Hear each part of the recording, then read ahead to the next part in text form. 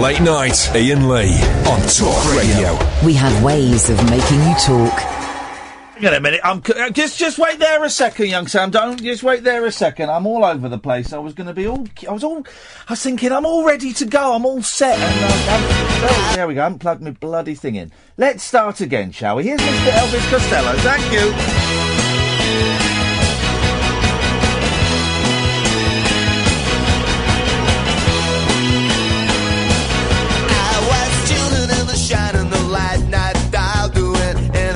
Radio advised with every one of those late night stations playing songs bringing tears to my eyes.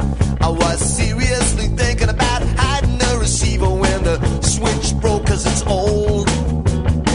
They're saying things that I can hardly believe. They really think we're getting out of control. Radio is a sound salvation.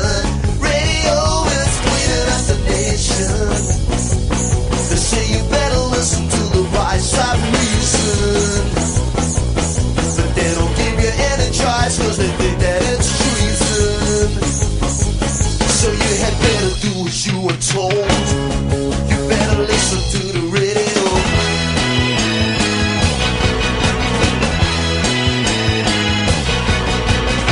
I wanna bite the hand that feeds me. I wanna bite that hand so badly. I wanna make them wish they never sent me. Some of my friends sit around every evening and they worry about the times ahead. But everybody else is overwhelmed by indifference and the promise of an early bed. You either shut up or get cut out. They don't wanna hear about it. It's only inches on the reel to reel. And the radio is in the hands of such a lot of fools trying to anesthetize the way that you feel. Radio is a sound salvation. Radio is cleaning up the nation. So you better listen to the voice of reason. But they don't give you any choice 'cause they think that it's treason. So you had better do what you were told. You better listen to the radio. Wonderful radio. Marvelous radio. Wonderful radio. Radio, radio. Radio, radio.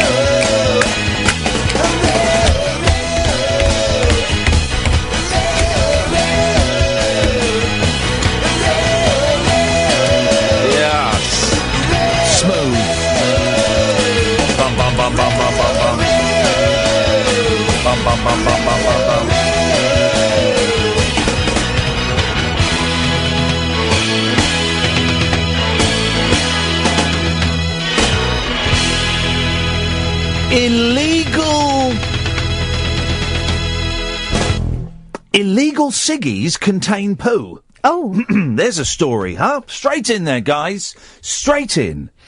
Illegal cigarettes could contain feces. That's a posh word for SH1T.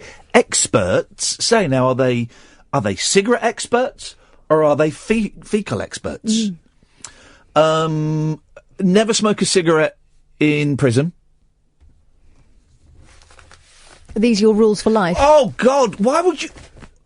How do they get that cigarette into prison, Catherine? I think you can buy them in prison these days. Yeah, but do you know how they... No. Well, no. Well, here's the thing. Don't they have a tuck shop? No. Here's the thing. In Wales, they've banned smoking in prisons. Oh, have they? Scotland are about to. And Scotland are going to, I think, next year. And England, they're trialling it in 4 prisons. But no, I don't think they have tuck shops. Cigarettes, of course, are currency. They don't have money in prison. It's all done on bartering. And one of the biggest, tools for bartering is cigarettes. But cigarettes, they can only be smuggled in one way. One way to smuggle it in. Those ones are definitely containing fecal matter, which, by the way, is a great name for a band, guys. But yeah, so they're going to ban cigarettes in prison because of the secondary smoke that the prison officers are inhaling. I think that's a good thing. I think that's a sensible thing. Because after all, it's their workplace. But then the prisoners are going to get angry and they're going to riot, and there's going to be a riot tonight in the local county jail. Could they not have a smoking room? No. You know, with bars on it and... they'll all be vapists, won't they? They'll all become vapists. It's an interesting moral dilemma. And there are, of course, those idiots who think, well, you go to prison, you lose all of your rights. No. But by hitting them with a metaphorical rod, you are causing resentment, and there is zero rehabilitation. Well, exactly. You remove the humanity. Yes. You can't put it back before you release them. Exactly. So, this whole thing about, prisons like holiday camps, and they've got PlayStations in every room. Yes, they have. But they're only PlayStation 2s. Have you played a PlayStation 2 recently? Awful. You remember it as being really good, and you play it, and it's all jerky graphics. It's awful. So in many ways, it's torture. Those poor souls. Illegal cigarettes could contain faeces. Experts say. We don't know whether these are cigarette experts or fecal experts. Hang on, did you say could contain? Yeah. Well, they could not. Well, yes. It comes after 3,000 fake branded ones. My dad was my dad, we can say this freely now. He was a ducker and diver. He was a proper South London boy, and he would often steal stuff or have stolen goods. I've said this before. We were the first people on our street to have a video recorder. It was a Betamax. It was a chunky beast. We had to keep it hidden behind Mum's chair, and we weren't allowed to tell anybody we had it because it was stolen property. Imagine saying to a 9-year-old, right, for that's how old I was, maybe even 8, right? I was 8. We've got a video recorder. What's that? It helps you. It means you can tape brilliant. But you mustn't tell anyone because it's stolen. Wow. Imagine saying that to an 8-year-old child. We told everybody. It was proper wide, wasn't it? Proper wide. But I remember there was about a period of about 6 months where he only smoked Gauloise. And that does smell like it's made out of SH1T. They stink. But it's the cigarette of, the existentialist movement, isn't it? But he obviously got like a hooky shipment from somewhere. Because do you remember this, Joe? I'm talking to my sister who sometimes listens in New Zealand. Do you remember that, Joe? When Dad just smoked Gauloise. And it really does smell like someone's made a bonfire out of turds. It's an awful stench. It comes... No wonder they were miserable, those philosophers. After 3,000 fake branded ones were seized in East London last week. I remember... I remember being 17, right? And my mate Malcolm had... he had a stolen watch. And I remember going into pubs at the age of 17, hello mate, do you want to buy a watch? As if anyone in a pub is going to want to buy a watch off 2 kids. And we had one fella, took us to one side and said, lads, I'll let you know now, I'm a police officer. If I were you, I would forget this lark and move on. It was... Couple of fences. God, it's terrible. Terrible. You don't get... I don't go to pubs anymore. I don't know. Do you remember that colleague of ours who was also on the wide side? Not physically. Justin Dealey, yes. Didn't he get a load of hooky tabs? Of course he did. And they sent him a little bit... He said they made him go a little bit blind, but he smoked a lot because they were cheap. Sometimes they're soaked in petrol. All sorts. I was remembering an odd thing at work, and I couldn't quite remember the details of it. Did a radio presenter who worked at the last place chair a meeting between the boss and another member of staff because the other member of staff unfollowed him on Twitter? Yes! Did he unfollow him or did he block him? He unfollowed him. It wasn't even a block. It was, there was a presenter at the last BBC station we worked at. And a grown man. Yes. In his 40s. Yes. Who got the boss to call a meeting between him and another member of staff because the other member of staff unfollowed him on Twitter. I think that person might follow me on Twitter. I'm minded to block him. I was thinking about this yesterday. He was a dad of 2. That narrows it down a little bit. But I was going to tweet this, and then I couldn't remember. I couldn't remember if it was a blocking. It was just an unfollowing. Actually, that person was at the centre of a lot of the childish toing and froing. He hated us. I remember once, right? It turns out he hated me, and I didn't realise this, because we got on all right. And it was coming up to the Works Christmas do. Oh, God. And I said, I saw him, and he was leaving the office. I went, all right, you going to the Christmas thing tonight? And as he's walking, he went, yes. And didn't even look at me. I thought, that's weird. And then for the whole party, he wouldn't talk to us. And it was because you'd written a blog about radio that wasn't about him at all, but he thought it was about him. And not only him, but some of the female members of staff had been drawn into this, and they were all furious, right? And the boss, responsibly, instead of tackling it and saying, can you all grow up, this is not to do with you, warned me that it might be a bit frosty that night. And was it frosty? I went home after that party and cried. Oh, I laughed. Oh, it was a BBC Christmas party where a presenter and at least one, but possibly two people who had previously produced me refused to talk to me. And I'm sat there thinking, guys, I was in my early 40s, you're in your late 30s, maybe you should just grow up your dicks. I don't know. It was like Mean Girls, except they weren't all girls. It comes after 3,000 fake branded ones were seized in East London last week. 0344 499 1000. Philip and Simon, stay there, I'll come to you in a minute. Barking and... this name almost ties in. Barking and Dagenham councillor Layla Butt, cigarette butt, said they are often packed with nasty stuff like mouse droppings. Tobacco firm JTI has found human excrement in fakes. Right. Do you believe that, or do you think it's just a way of saying don't smoke naughty cigarettes and pay for the expensive ones? Because isn't it harder to roll a load of poo in a cigarette? All right, Howard Hughes. Well, you think that the government are out there to control us by spreading disinformation? The Illuminati? Yeah. No, not at all. 0344 499 1000 is the telephone number if you want to give us a call. A gentle stroll through the news and all kinds of bits and pieces this evening. This is the late night alternative. Oh, hello, I've not introduced myself. My name? Why, it's Iain Lee. Late night Iain Lee on Talk Radio. We have ways of making you talk. This is the late night alternative. My name is Iain Lee. Catherine Boyle is there. She's the producer. Sam is answering your telephone calls. It's free for most of you to call in. It'll be part of your package. For some of you, it'll cost pennies. Either way, we call you back. So you phone in, you'll speak to Sam. He'll take your name and details and give you a call straight back. 0344 499 1000 is the telephone number. We're going to flick through the newspapers. We're going to tell you about the first annual Talk Radio game of had/tag/it that's happening next week.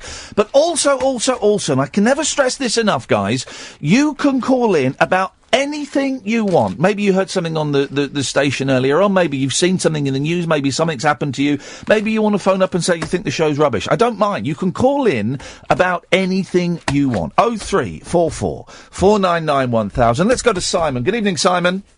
Evening. Evening. Hi, yeah, just a bit of fecal matter trivia, actually, going back to what you were saying. Yes? There was actually already a popular band who started off with the name Fecal Matter. Can you name them? Okay. Did they... British band? American. Okay, right, okay. I'm going to say the Red Hot Chili Peppers. No, Nirvana.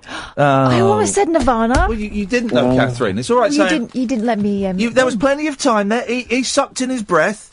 I did it. I gave the little car garage guy doing that. Yeah, okay. But, you know you're saying about the camel, the poo in the cigarette. Do you remember when you were at school, there was that, rumour that if you get Camel cigarettes from abroad, they were made from camel dung?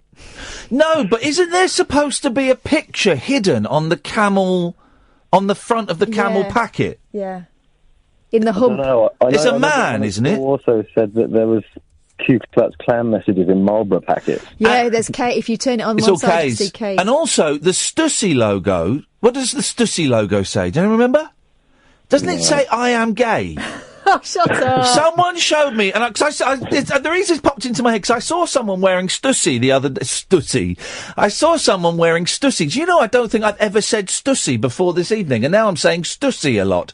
But there was someone wearing Stussy, and I remember when my friend, Charlie Charles, oh, there's the man in the camel logo, Charlie Charles showed me that the Stussy logo says, I am gay. I've not heard that one. Simon, thank you very much indeed. You know the Bacardi bat has got a very long male member. I don't know what the Bacardi bat is. Oh, doesn't one of the delivery... Oh, no, it's just an arrow. But yeah, the mannequin piss is in the... Sorry? In the camel packet. Filthy swearer. It's culture. Hello, Paul. Hello, Ian, how are you? I'm good, thanks, Paul. How are you? Yeah, very good, thanks, very good. You mentioned in your dad telling you not to talk about something being stolen. Yes. That's still a memory for me. My dad was in the RAF and was a chef. So he had access to all the goods coming into the kitchen. Yeah. Our house was always stacked with chocolates, crisps, all the goodies. I remember the trouble I got in one year because I dared to steal some of that stuff, hide it in my Action Man tank in my bedroom and get caught with it. Aye. As a moral dilemma... There's a double standard. I didn't do anything wrong, did I? Well, in many ways, by hiding it in the Action Man tank, you're kind of returning it to to the armed forces, to the military that it came from. It's going full circle. So it was honourable what I was doing. Did you not? I thought you were going to say you took it to school, Paul, and sold it for profit. No, I was no gonch. I'm a very greedy boy, so no, it was all for me. Did you ever make money at school? Did you ever go gonch? Well, I tell you what I did, and this was in primary school. This was at the age of 9 and 10. There was a real craze for Bruce Lee, even though they were X-rated movies. There was a real craze. And my mate Colin Nelson had loads of Bruce Lee magazines. So, what I did was, I gave them to my mum, who was a secretary at a school, Langley Grammar School, and I said, Mum, could you get 100 photocopies of these? And she would photocopy all these pictures. I would then take them to school. If it was a single page, I sold it for a penny. If it was a double page spread, I sold the photocopies for tuppence. And I must have made, gosh, all of 60 pence. Wow. And then someone grasped me up and I got in terrible, terrible trouble. But at the age of 9, 10, selling Bruce Lee pictures for a penny. These days you'd be on The Apprentice. Yeah. I did once sell a 4-leaf clover to a dinner lady and got in trouble with my mum for doing it.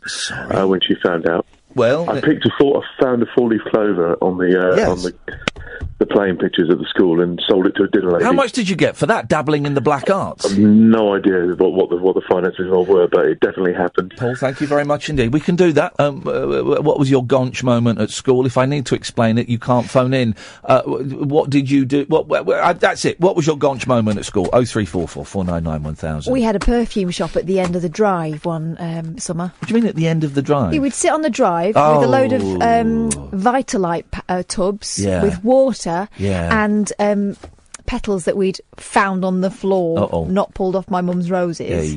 Shook them up and sold it. I remember once we sold one to an old lady. Yeah. And the next day she came by and we tried to sell another one. She went, oh no, it went all green. Oh, you silly old cow. She'd given us 20p. You silly old cow. What did you think it was going to be? Jesus, what a stupid woman. I hate old people. Exactly what we said. I hate it when kids in my street set up a stall. Because I like the idea of it.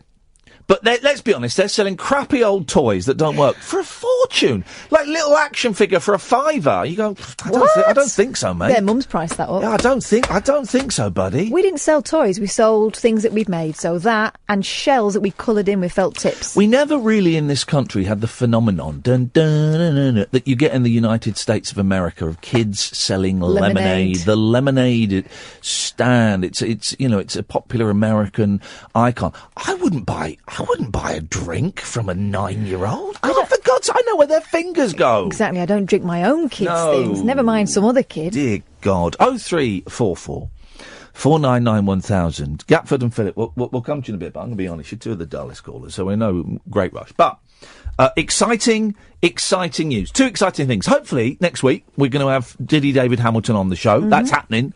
Diddy David Hamilton is coming on. Billy Bragg is supposedly coming on at some point. I've just got to read his book. When you finish his book, and then we're going to get Billy Bragg on, which is great. But more importantly than that, next Thursday at 3:00, what are you doing? It's summer holidays.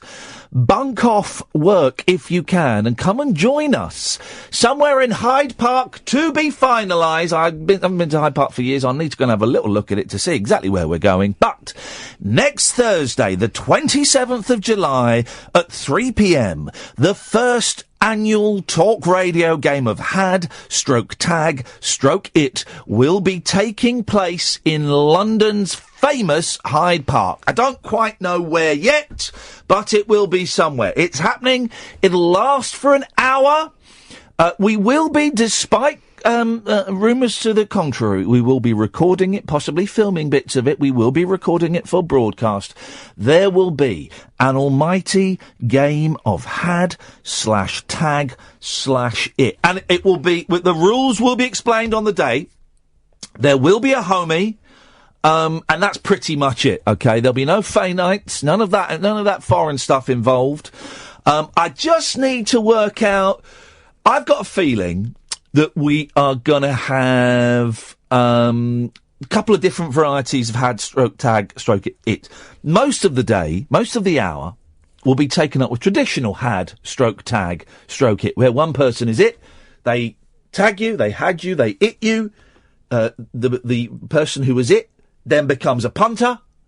The person they have tagged becomes the hadder, the tagger, the itter. So there is one person constantly throughout the game. That's how most of the hour will go. The last 10 minutes of the day will be all man he, where when you are tagged, so the tagger and the person who is tagged are it, then they tag a third, so there are 3 people, then 4, so all man he, so that it will end with us chasing one person and battering them to the ground. It's going to be awesome, of course. If there are any injuries, by injuries I mean broken legs, I mean heart attacks, strokes, anything like that. It's nothing to do with me. Health and safety, get medical advice, all of that crap we've got to say now because the political correctness has gone mad. But next Thursday, the first annual talk radio game of Had/Tag/It taking place 3 p.m. in Hyde Park. Some people on Twitter and Facebook have said, I can't make it. Don't worry, this is the first annual. There will be a second one at the same time next year. 0344 499 1000 is the phone number. Let's go to Steve. Good evening, Steve. Hi, Ian. Hey, Steve. How's it going? Back to sort of stone cigarettes and all this sort of thing. Oh, yes. I was just wondering if you'd heard this story. I mean, I don't know if it's one of these urban myths or something like that. Yes. But I heard this story about, it goes back a long time, sort of cigarette machines in pubs. Yes. And it was like 50p for a packet of cigarettes. Yes. And there was like a big trough at the bottom of the cigarette machine. And this landlord supposedly was like, at the end of every night or the next day, he's had no cigarettes in his machine and just loads of water in the trough. And apparently it took him ages to find out, but apparently people were making casts of 50p pieces out of ice. Oh, and putting the 50p pieces. I hope it's true. Hang on a second. Let's just go through this with a scientific Columbo eye, right? How would you make a cast of a 50p piece out of ice? Catherine's got a hand up. Well, and also, how would you transport it from your freezer to the pub without it melting? Steve? Well, I don't know. I mean, no, come on, I think it's possible. I mean, people are really ingenious. Go on then. Tell me how they did it. Live near the pub. Tell me so they have to live near the pub. Okay. Yeah. But how would they make? If it was his local, it's possible. If there were, it's not impossible. I did say it might be an urban myth. I'm saying it is impossible. How would they make a 50p piece out of ice? It would be really involved, right? You'd have to get a 50p piece. You'd have to get, like, latex or rubber or well, maybe you could do it with blue tack, actually. No, it wouldn't be heavy enough. No. You just make a version of one of those ice cubes. To make the mould, to make the mould. You put blue tack around it, right? And so then you slide, so you've got 2 pieces of blue tack, right? one on the top, one on the bottom. So that becomes the mould for the 50p piece. You put water in. I don't know if blue tack absorbs water. We'd have to conduct experiments. There used to be, and this used to work because I used to do it. God, confessing all our crimes, right? You know when they got rid of the old phone boxes, Steve, and they got what we would consider now the phone boxes now. They were new back in about 1982, but the kind of silver ones, right? Yeah, that hasn't changed much. Yeah, because before they were black phone boxes. You had a slot for 5p's, a slot for 10p's, and it was a dial. Then about 81, 82, they got rid of those, and it was a touch tone, and you had a slot. There was a really great scam you could do. There were two ways of getting free phone calls. One, you put tin foil over a 20p piece, and for some reason, it went through, it registered, and then it came back out again. Here's the other one, and I did this, right, and this is terrible, right, but it's BT. The little trough, the flap where the change came out, you used to be able to put your hands up it and pull it out, so it would break, okay, so it would go beyond its point, so it would open wide open. Then if you had small enough hands, you could shove your hand up there, and there was a little switch. You put 20p in, you flick the switch, it came back out. You put 20p in, you flick the switch, it came back out. On a good day, you could just put your hand up there and flick the switch, and you get a couple of quid would just fall out. And we were doing that like Billy-O as kids. That was from about 1982 till about 1986, before BT got wise and they put locks in there so you couldn't break through it. Terrible behaviour. That's fraud. What a dodge That is fraud. What a dodge pot. There's other stuff about fruit machines. I can't remember the exact thing, but it was something about. Here we go. Well, I don't know if it was. You could do it with a pebble, but it was I think in the old fruit machines, the first electronic ones, there was like it didn't go that far in. There was like a clicker, which gave you the credit. Yes. So people had the coin attached, and then they just put it in far enough to do the clicker to get the credit, and then pull it back out. Because I'm sure. Now, Steve, the story here. Hang on a second, Steve. Hang on a second, Steve. Because the story I told, I witnessed it, and I did it. The first story you told, you hadn't witnessed it, you hadn't done it. This second story, had you actually witnessed it and done it? Thanks for calling, Steve. Good night, Steve. I think I know. My sister's tweeting, hello, Joe. Someone who shall remain nameless got in trouble for drawing porno pics and selling them at school. Imagine selling them. That's wonderful. 0344 499 1000 is the telephone number. The late night alternative with me, Iain Lee, on Talk Radio. Unmissable late night radio with the original king of unconventional conversation. Make contact with Iain Lee. Late night Iain Lee on Talk Radio. We'll get you talking. We're asking, when did you go gonch? Full gonch. We're starting the hashtag gonch, and if it needs to be explained to you, well, then you can't phone in. Someone on Twitter says, dinner tickets in Manchester in the 80s were the same for every school. Found some in a skip at another school and then sold them at mine. Hashtag gonch. That's pure gonch. That is beautiful. Absolutely beautiful. 0344 499 1000 is the phone number. Good evening, Philip. Good evening, Ian. A couple of small points this evening. First of all, cigarettes. Yes. Back in the early 60s, I don't smoke. I won 200 cigarettes on a Radio Luxembourg quiz show. Oh! Yes. It was called Woodbine Quiz Time. Woodbine Quiz Time. And it was hosted by David Jacobs. I'm David Jacobs. And the top prize, there were two prizes. Yeah. One was a £1 premium bond. Yes.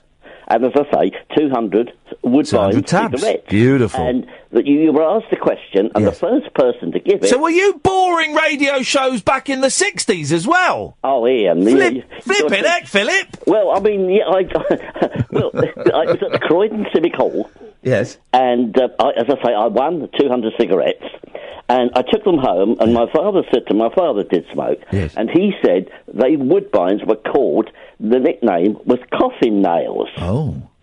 And so I gave them to him, and he smoked them. But I never. You mentioned about the cigarette Camel. Yes. Did you know there is a song, and you can find it on YouTube and Google, called Eli the Camel, and it's the story of the camel on the Camel cigarette packets. Well, would you... And it's all about his life. It's by a country artist called Fallon Husky. Sweet Jesus, that sounds awful. Can I just make one final point before I go? Please do, Philip. Right, you remember the other night you were talking about if you made a joke to a celebrity, you mentioned... ever told a joke to a celebrity that's fallen flat because you joked to Martha and Reeves and the Vandellas, it's not good weather for dancing in the street or something. Right. Well, there is a good one, and funny enough, you're involved in it. Uh-oh. You had a celebrity on one of your shows many years ago, and I phoned in to ask this person about a song they'd sung. You've offended quite a few of my celebrities, because I remember you upset Sparks when you asked them about the film they'd been in. Oh, no, this guy he couldn't stop laughing. Glenn Campbell. Do you remember? What did you ask? What did you say to Glenn? What it was, I phoned in because I said to him about a song he'd recorded called Norwood. Oh, yeah. And you said to me, can you sing it? Yeah. So I sang about 2 lines of the song. Yeah. And when I'd finished, I said to Glenn, is that right, Glenn? And Glenn couldn't stop laughing. Oh, Philip, thank you for that. That is absolutely lovely. I'd forgotten, because I've interviewed Glenn Campbell. I met him face to face, just as he was starting to get poorly. But I'd forgotten that I did a phone interview with him a few years before. If anyone's got that, guys, send it over. I'd love to hear that. Lovely Glenn Campbell. Poor old Glenn. 03, thank you for that, Philip. I enjoyed that. It is nice when you make someone like that chuckle. I mean, I think he was laughing because your singing was atrocious, but still. 0344 499 1000. Good evening, Gatford. Evening, Ian. Evening, Curly. I mean, you haven't even got that right. What? He calls me Curvy Cath, not Curly Cath. No. I seem to remember. I've listened to the clip on YouTube. It was Curly Cath. Oh, was this when Cath phoned in on Saturday? Yeah. Yeah, very unprofessional. Very strange accent as well. That's her real voice. She sounds like Phyllis. Yeah. Do you know who Phyllis is?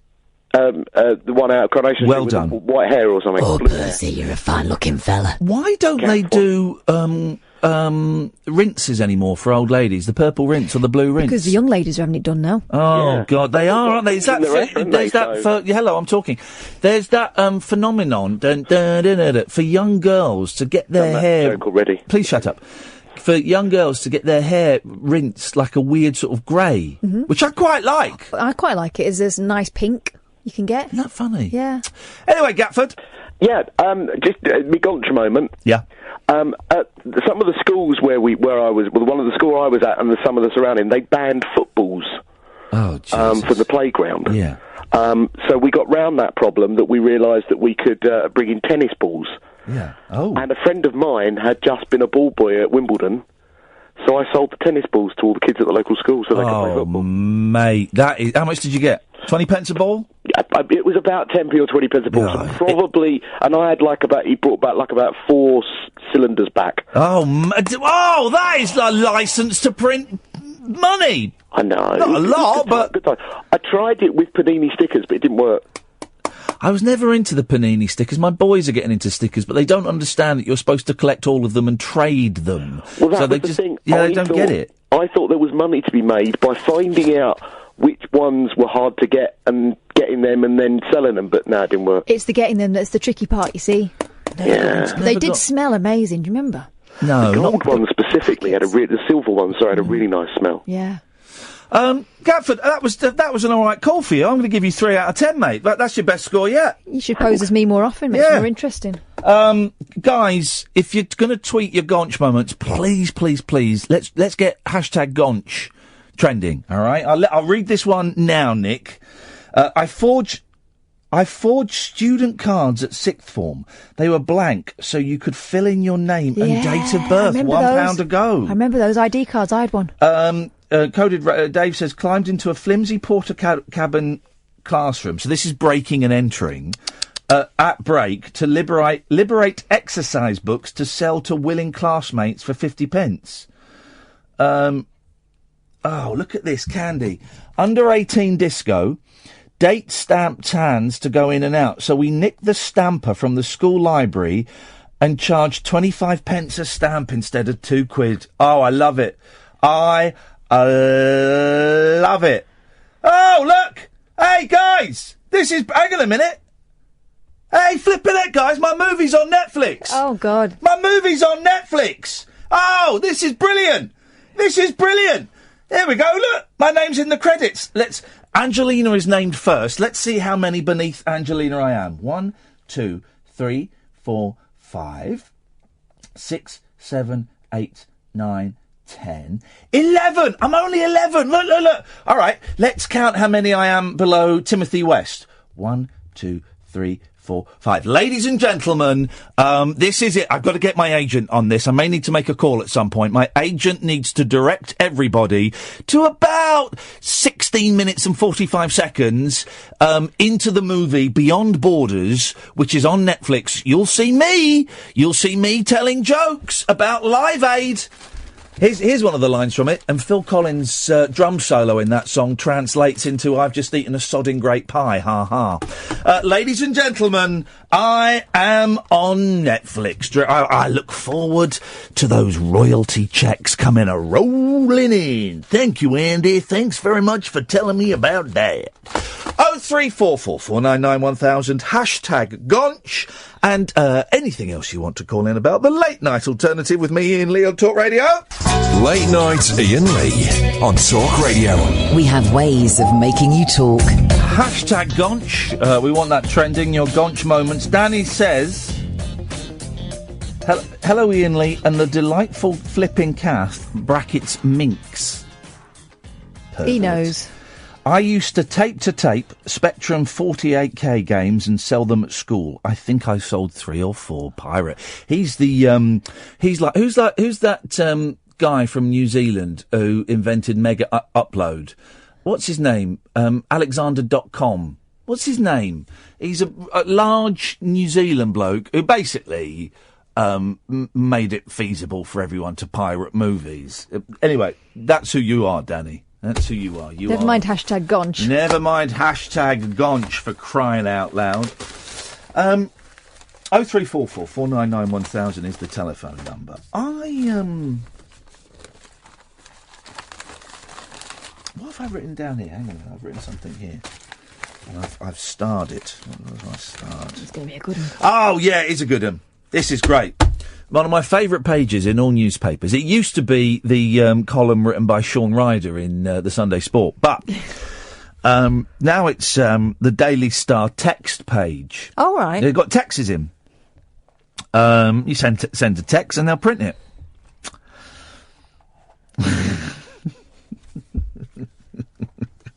They're all about the new Doctor Who. All right. And I don't understand this. Duffy has texted in. Now that they have made Doctor Who transgender... What? Are the Cybermen going to lose their spark plugs? Will it still be Daleks or Marleks? Right. As in mother? Yeah, you know, in Ireland they'll say me da instead of me dad. I know what Ma means. No, me da. So instead of Daleks, is it Marleks? Someone confusing a woman there with a transgender. Oh no, says Big Yogi. A lady Doctor Who? What next? Delilah, Queen of the Daleks? Or the name's Bond, Jemima Bond? Now which handbag is my sonic screwdriver in? Well...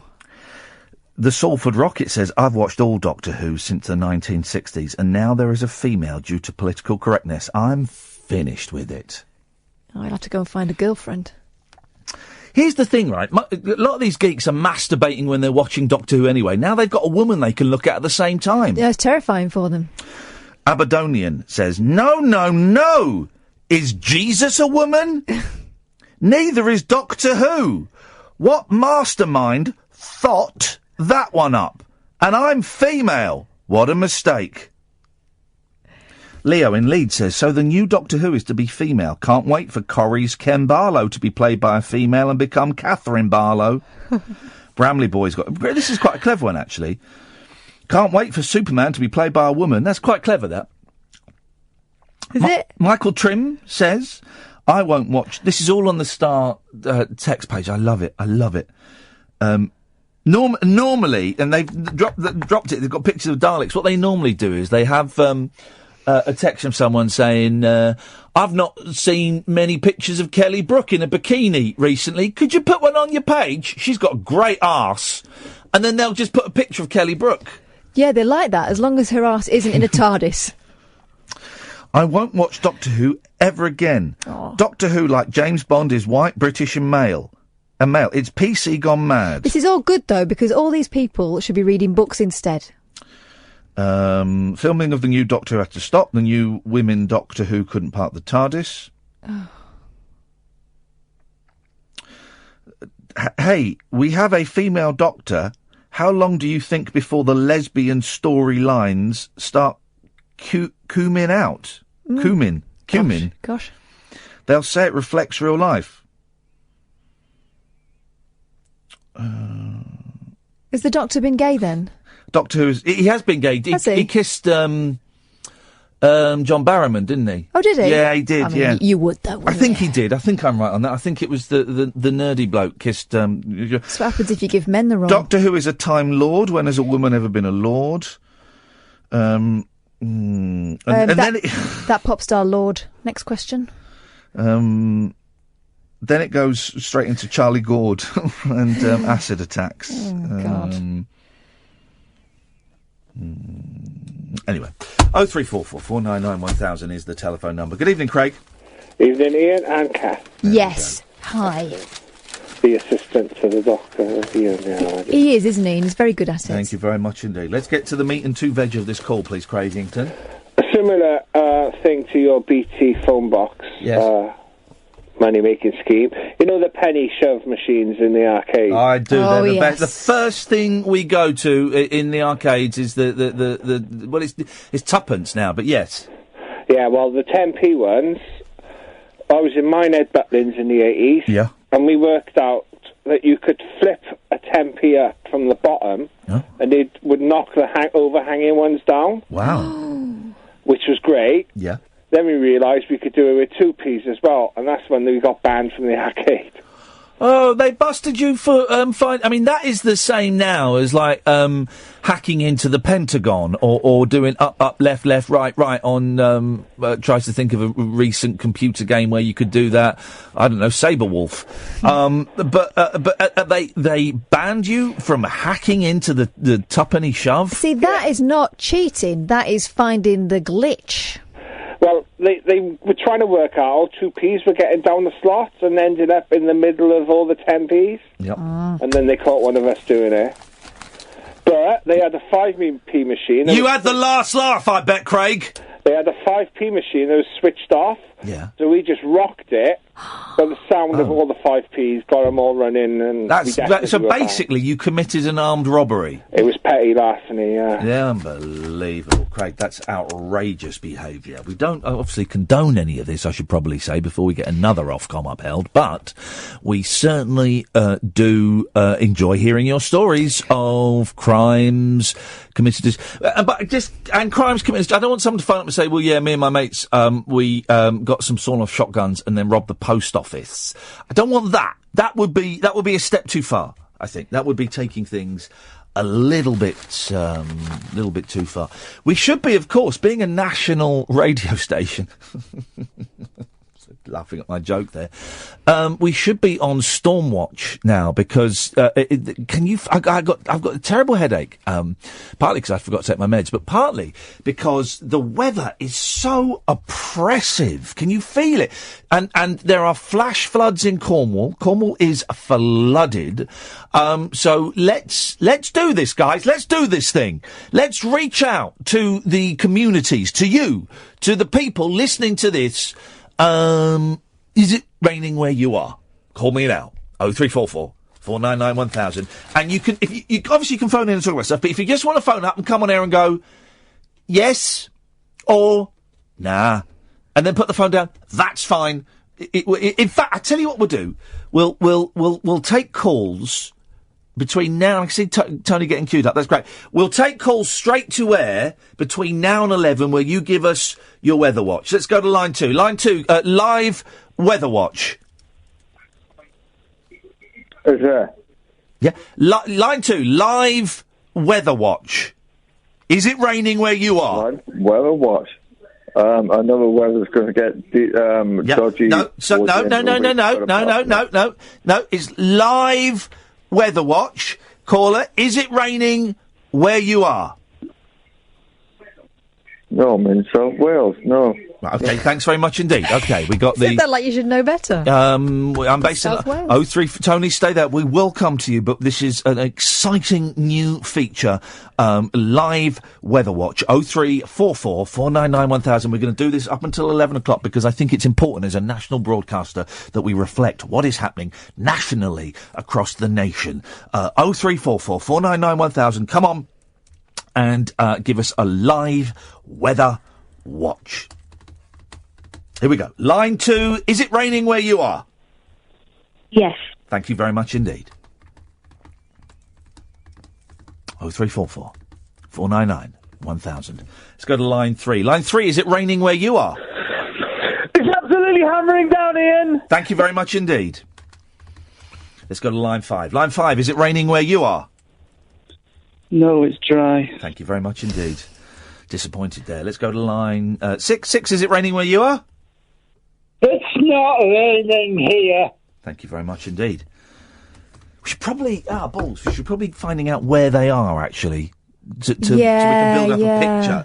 Okay, let's... Okay, yeah, that was stupid. Sorry. If everybody who just called in with their live weather watch, could you call back in? We don't need to know what the weather's like now. Just tell us where you are. So that we can fill in the map. Line 2, where are you? And is it? I'm in Oundle. Where? Oundle. Only in the British Isles, please, caller. But thank you very much indeed, Oundle. Line 3. Hello. Yes. Hello. Hello. Okay, they've gone. Let's try line 4. Live weather watch, line 4.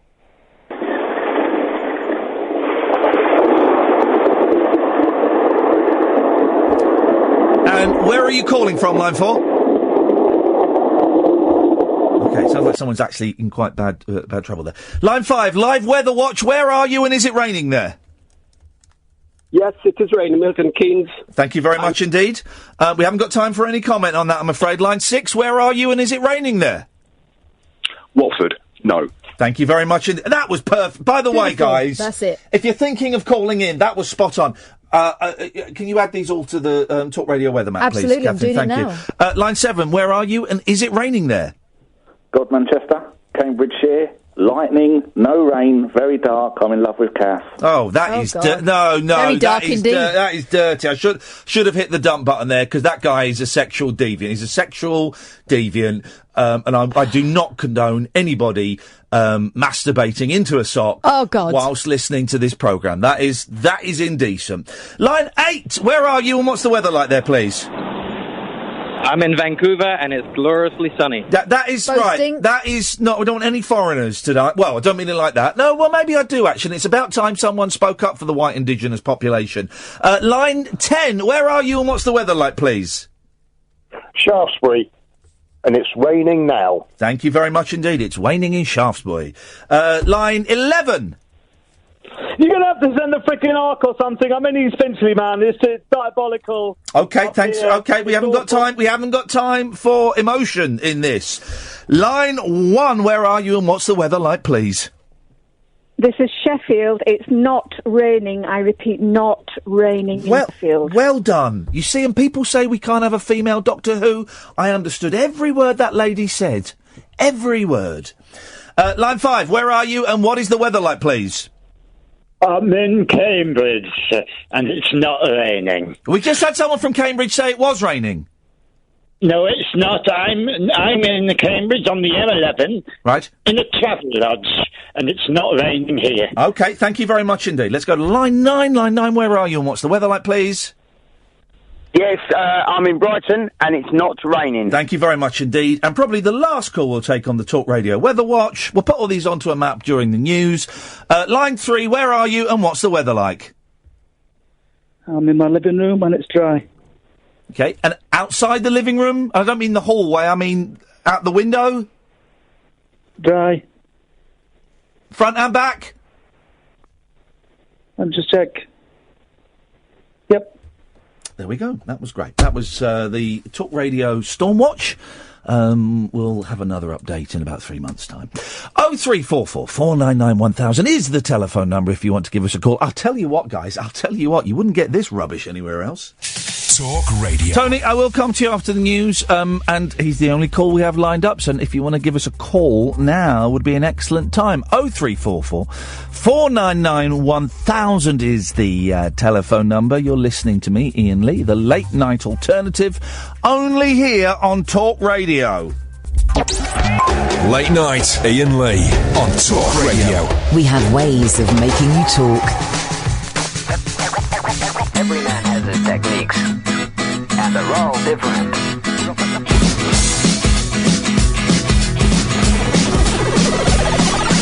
They said you're not normal, why don't you sing R&B? I said I got no rhythm and I got no blues, I'm as happy as can be. They said how can you not bop to hip-hop? I said I most certainly do. Did you not see me dancing the other night like the girls on Channel U?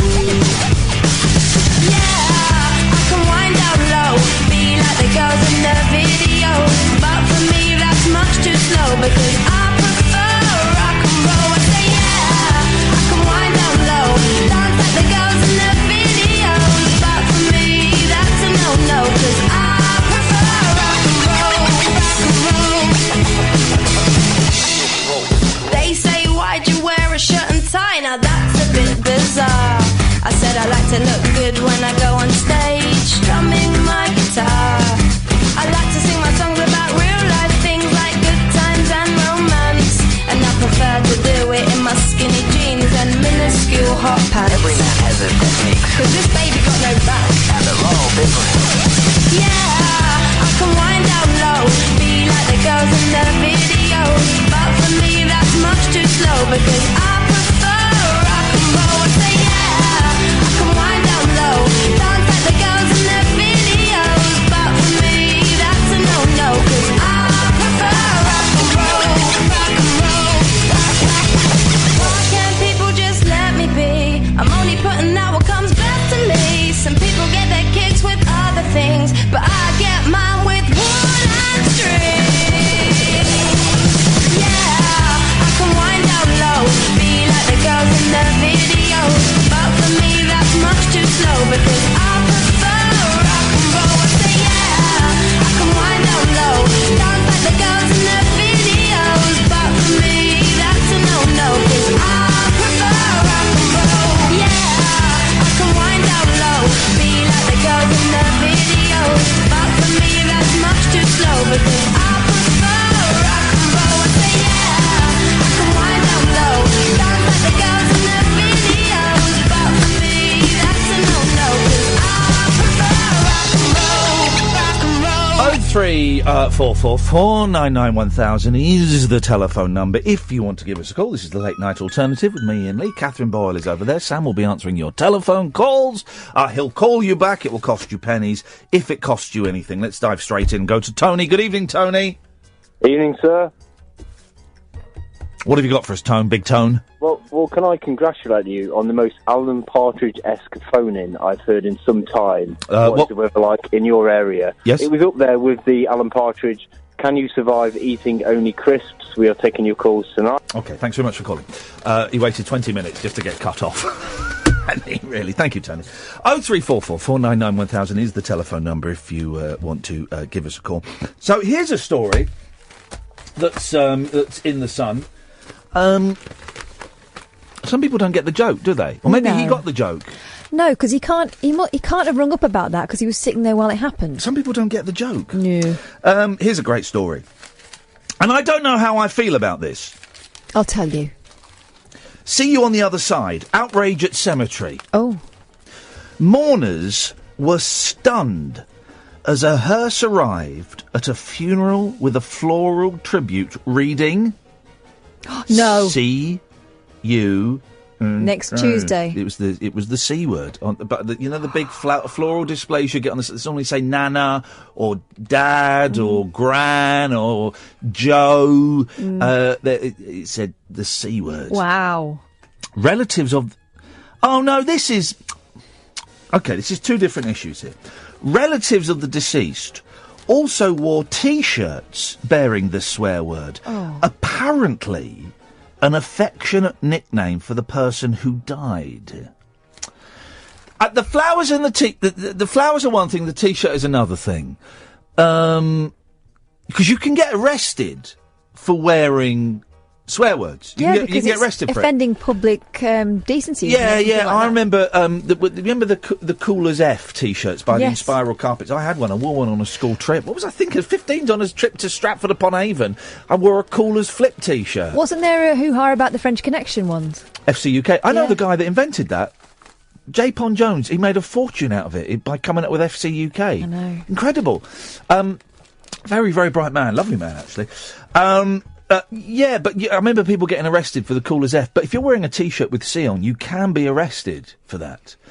But other families paying respects to their dead were left in what can only be described as disbelief. One mourner said, "I was mortified. That was also my aunt's favourite word, but we'd never put it on her funeral car." Mortlake Crematorium in Richmond, South West London, did not comment, but a worker said...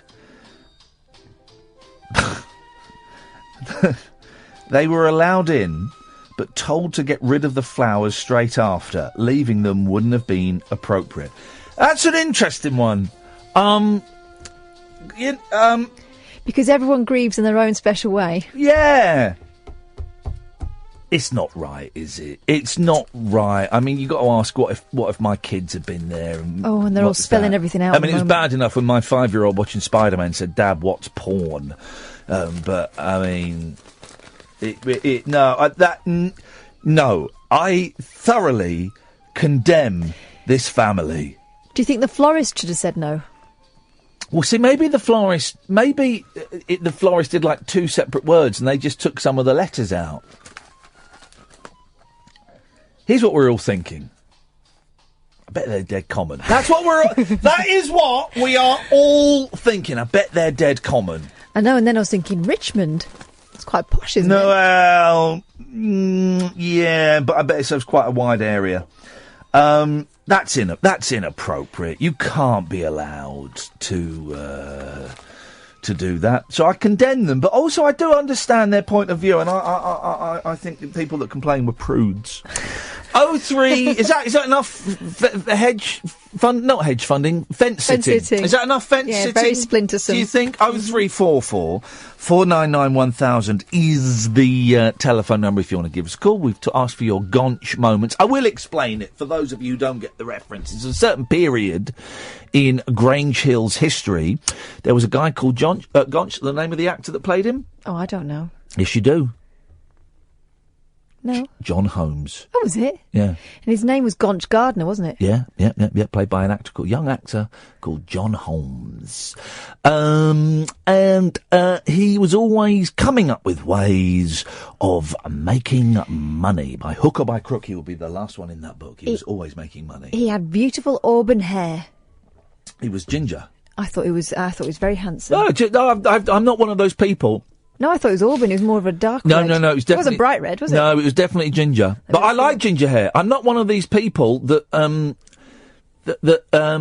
has a pop. I probably have had a pop at ginger people in the past, but as I've matured, no, I love it. Great. You know, my nephews are both ginger. Yeah, beautiful. They're adorable. Beautiful. It's a weird thing. What is that? Is it? The ginger prejudice thing. It's racism, as Mick Hucknall would describe it, and he's probably right. You know, he's probably right. Is it just because they're a minority? You don't say the P word anymore. You certainly don't say the M word anymore unless you're a Tory MP. There's a gag for you guys. Yet we go around going, all right, ginger. Oi, you ginger bell end. I'm going to smash your ginger face in your tit. That is very coppery, isn't it? You ginger pillock. I bet you're a nonce. You ginger twat. Come on, guys, let's get the ginger, let's smash his face in. That's what we're going to do. You can say all that, and that's just banter. That's just banter, apparently. No. But I don't.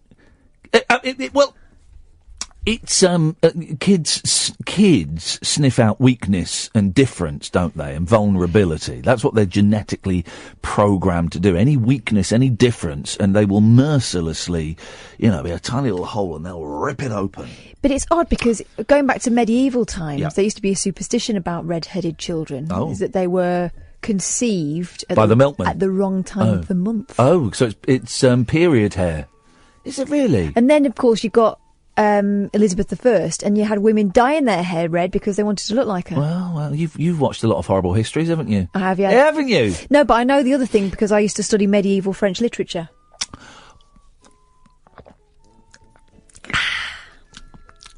I can ride a motorbike. In a very wobbly way. A collection of 400 jelly moulds. It's a clunky gear change. Amassed by wacky Andrew Cottrell, 60.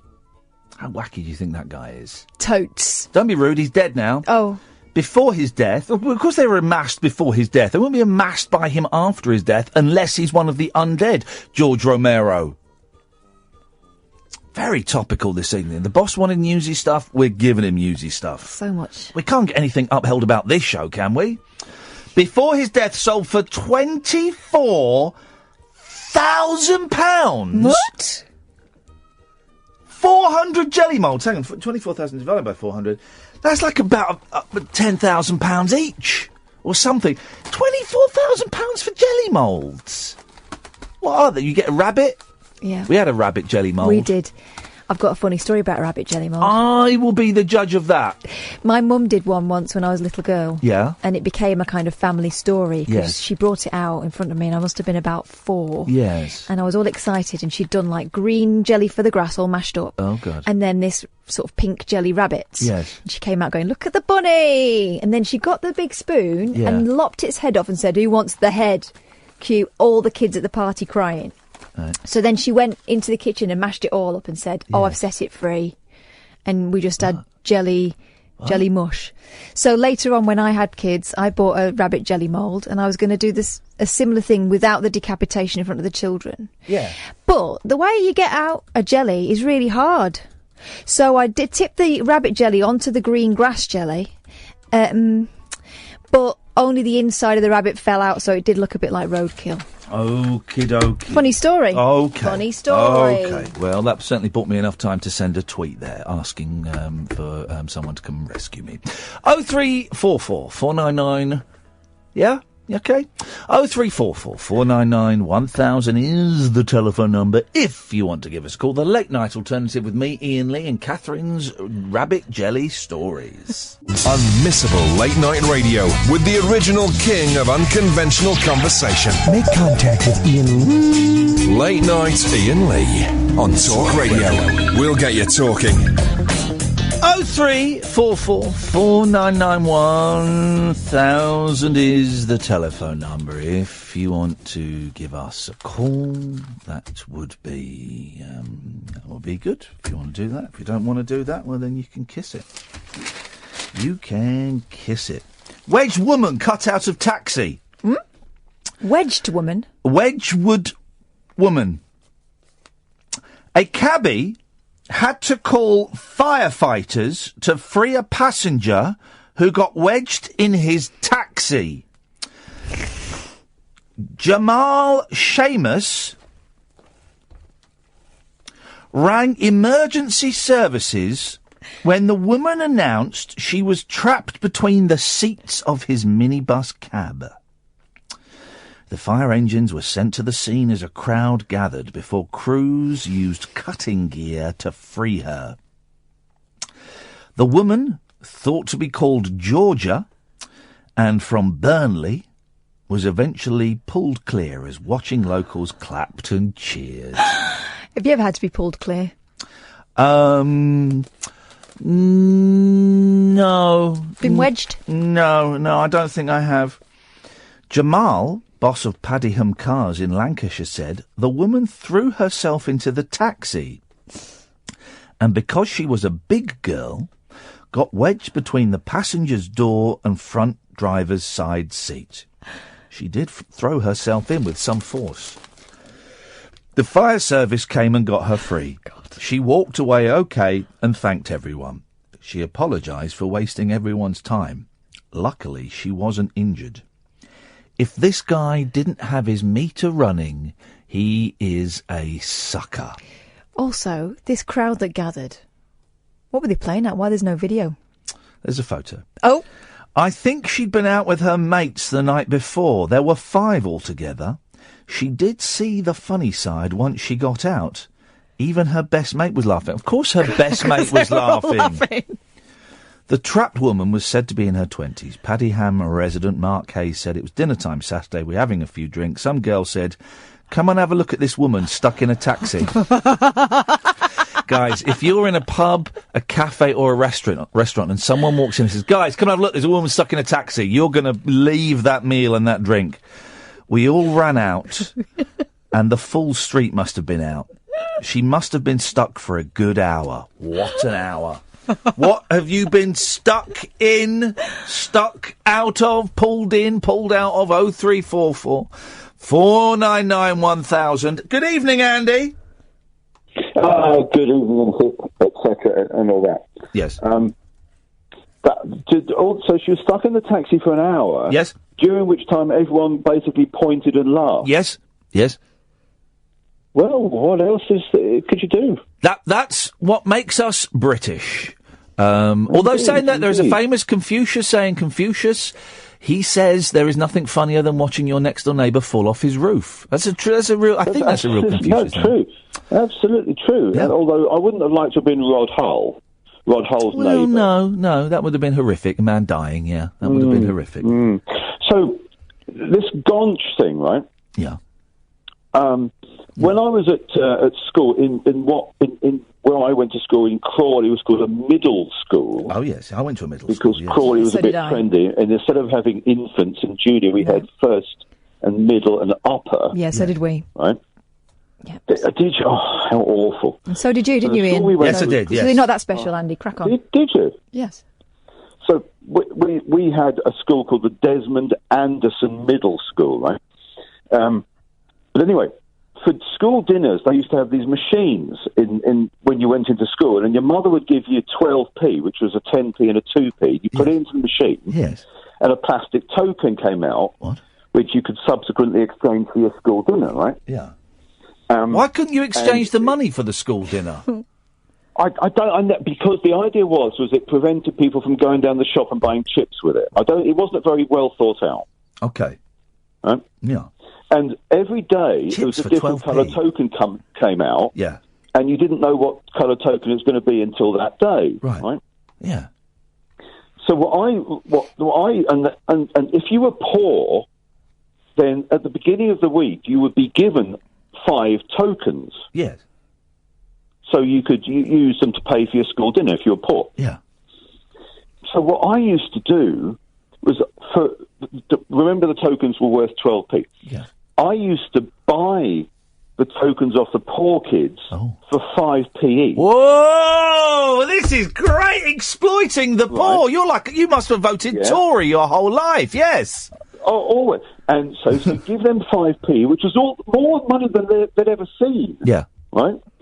And then sell it to other kids queuing up at the machine for 10p. Oh, mate. Thereby, I made a profit of 5p. Legend. And they ended up with 2p. Absolute legend. You are a player. You're the reason, of course, that we had the financial crash of 2008. But well done, you. Wow. I don't feel guilty at all for causing that. Good. You shouldn't. You've exploited the poor. But then what did the poor kids do with the 5p? Went down the shop crack. And bought chips. Yeah, chips. Oh, God. Chips and crack. Thus continuing the spiral of poverty. This is great, Andy. I respect. What do you do for a living now? Please tell me you're like an accountant or you're a hedge fund manager. No, I'm nothing so exciting. Well, that's disappointing. Andy, thank you for that. I'm glad we got there. Exploiting the poor. 0344 499 1000. Do you want the rabbit story again? No, no. No. Just checking. There will be a time tonight where that's preferable. No, please, dear God, no, thank you. Remember we were talking about toe sucking? Yes. Well, there was a toe sucking scene in Poldark over the weekend. Was there? Yeah. Didn't think they went in for that. And that would have been filthy. Sex scene fury. Poldark viewers were left feeling physically sick at graphic toe-sucking scenes aired without any warning. Sex-crazed Reverend Osborne Whitworth put a prostitute's toes in his mouth during a visit to a brothel in Sunday night's episode. Whitworth, played by Christian Brassington, 34, was seen in the act on the BBC One series just after the 9pm watershed. Hang on a minute. I've seen worse than that. But the X-rated plotline sparked outrage among some of the 4.8 million fans watching the show. Some even called it the most unpleasant television scene in history. Oh, come on. Really? Come on, guys. Let's put our heads together, dear listener. We can think of a more unpleasant scene than some bloke sucking a prostitute's toe, can't we? All right, what about the scene in The Young Ones when Vivian's sneezing all the time and there's snot going everywhere? Or whenever Ken Barlow had an affair and kissed someone. Oh, no, that was... one disgusted viewer said, that toe-sucking scene made me feel physically sick. It should have had a viewer warning. But I don't get the thing, right? Toe-sucking is... It's nothing more or less than a kiss. In fact, it's less rude than a kiss, because you can put your pee-pee in a lady's mouth, but you can't put your pee-pee in a lady's toe, can you? Unless she's got a wound. Oh, God. So, I would suggest that a kiss is more disgusting than sucking a toe off. Someone else's mouth has probably got more germs in it than your feet. Oh, God, yeah. Definitely. And would you lick a lavatory? No. But you lick someone else's mouth? No. So put a toe in your mouth and suck it off. Yeah. It's just like sucking a boiled sweet, really, because there's no discharge. Oh, God. It's maybe a little cheesier than a boiled sweet. Abby Wood said, as if he wasn't already the most disgusting character on the show, he starts sucking a toe. I'm actually gagging right now. Yeah, gagging for it, Abby Woods. See, there's the point. He's supposed to be an odious character. It's not supposed to be sexy. You're supposed to find it disgusting. And it's worked. So, enjoy the drama, guys. Here we go. The scene had been deemed too racy for the 1970s version of the period drama, when Whitworth was played by Christopher Biggins. No. He filmed the toe-sucking scene, but bosses refused to broadcast it. Somewhere there are bootleg VHS tapes of Christopher Biggins sucking off a toe. Somewhere. I'm feeling a little stirring down below. 0344 499 1000 is the telephone number. I don't know where to go with this next call. Oh. I was kind of hoping that if I spoke long enough, someone else would call in and we wouldn't have to take... We don't have to take it anyway. We can just let it go. But that feels a little mean-spirited because I am a good-natured, kind, giving soul. Having studied many of the world's most popular faiths, I am a very... And come to the conclusion, they're all bunkum. The Jesus one, the Allah one, the Jewish one, the Jehovah one, they're all nonsense. But I have learnt to be kind-hearted and generous. That's basically the message of all of these nonsenses, these organised religions. And so, do we...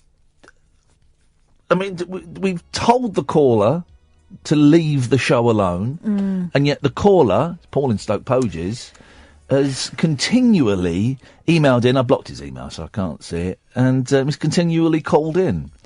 Do we make this the absolute last. Well, if you make it the last, it won't. If you make it the last, then you've got to let him on. You can't make it the last again. If we get another email.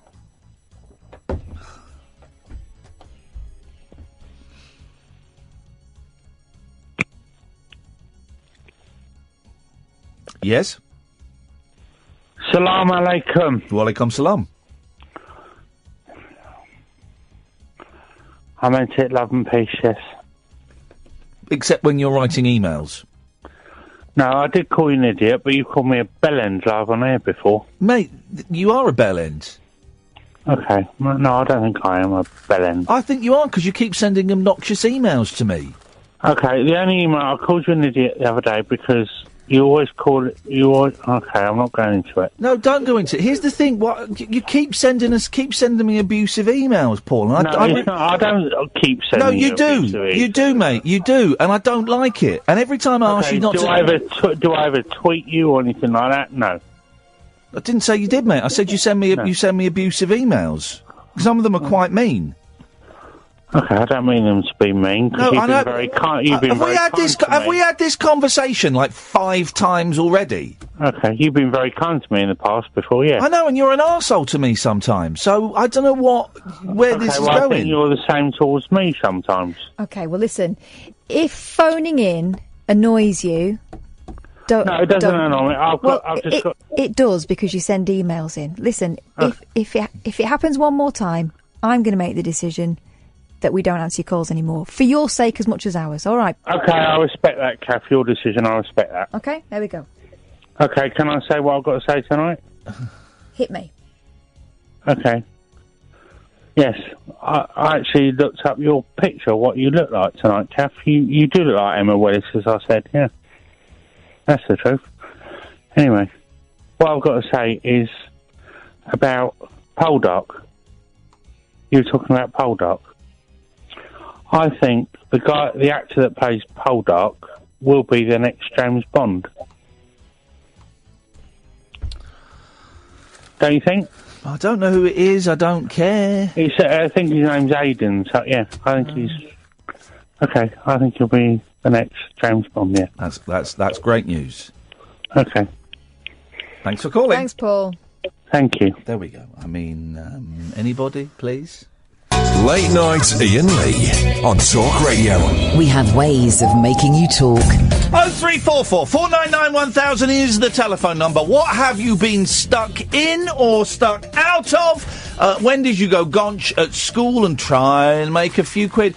And you know the school. You can call in about anything. It's a kind of laid-back show tonight. We might do Stormwatch again later on this evening, just to see how it's progressing across this great nation of ours. We are a national broadcaster. Yeah, right, in the places that can get DAB, and that ain't many. So we should really... I've just got a feeling this storm ain't going to come anywhere near me. And we need a thunderstorm, man. I've got a headache, I'm sweaty, the weather's very close and humid. We need it to clear the air. I've seen the satellite pictures. Apparently it's over my house. Jesus. Yeah. 0344 499 1000 is the telephone number. If you want to give us a call, you'd be more than welcome. We had David Badcock phone us last night. I've just noticed that David is on Twitter. Yes. It's at the David... he spelt his name Babcock. I don't quite know why. But he was very, very angry yesterday about... what's his name? Ed Sheeran in Game of Thrones. And it turns out loads of people were... and there's a picture of him. He looks just like Ed Sheeran. Yeah. He's got armour on. He's got that... They should have said, yeah, you can be in it, Ed. Got to brush your hair back, though. They should have said that. Because we all know what he's doing with that. Fair play to him. He's a pop star and he's bald underneath that, right? Fair play. That's fine. And he could make a real big difference for young, bald men by coming out, okay? He chooses not to. The Game of Thrones people should have said, yeah, you can come on, mate. You got to brush that hair back, though. Yeah. Tie that in a ponytail. Mm-hmm. Ed Sheeran was blasted by Game of Thrones last night after making his long-awaited cameo. Ed, 26, was a soldier in the premiere of the latest series, famed for catchphrase "Winter is coming." Who is famed? He is, or the show is? The show, actually, Winter is here, I think you'll find. Okay. Now. The guitar-strumming singer spoke 9 words. Here's the thing, guys. You can't make... most musicians can't act. I'll give you Roger Daltrey. I'll give you David Bowie. They can't act. They can't do it. And he's no exception, right? By being in that scene, it was all about him. Because he was so awkward. Yeah. And he stuck out like a sore thumb. Let me be in it. Let me be in it. Do you know what I mean? If you're giving it out to any Tom, Dick and Abdul, let me be in it, please. The guitar-strumming singer... Well, that's... Okay. Spoke 9 words in his 3 minutes on screen, including a scene with ruthless killer Arya Stark. Yeah, Arya. Viewers tore into the show online. Jesus, this is the second story in a row that's come from people, lazy, bloody, in inverted commas, journalists, and I use that term very loosely, in italics with a lowercase j, who just get their stories from Twitter. Do you remember why don't we go and find, can someone go and find out if Boris Johnson has had another affair and has got another love child? Go and find out exactly what's going on with Brexit. Go and find out something important. Don't just go on Twitter.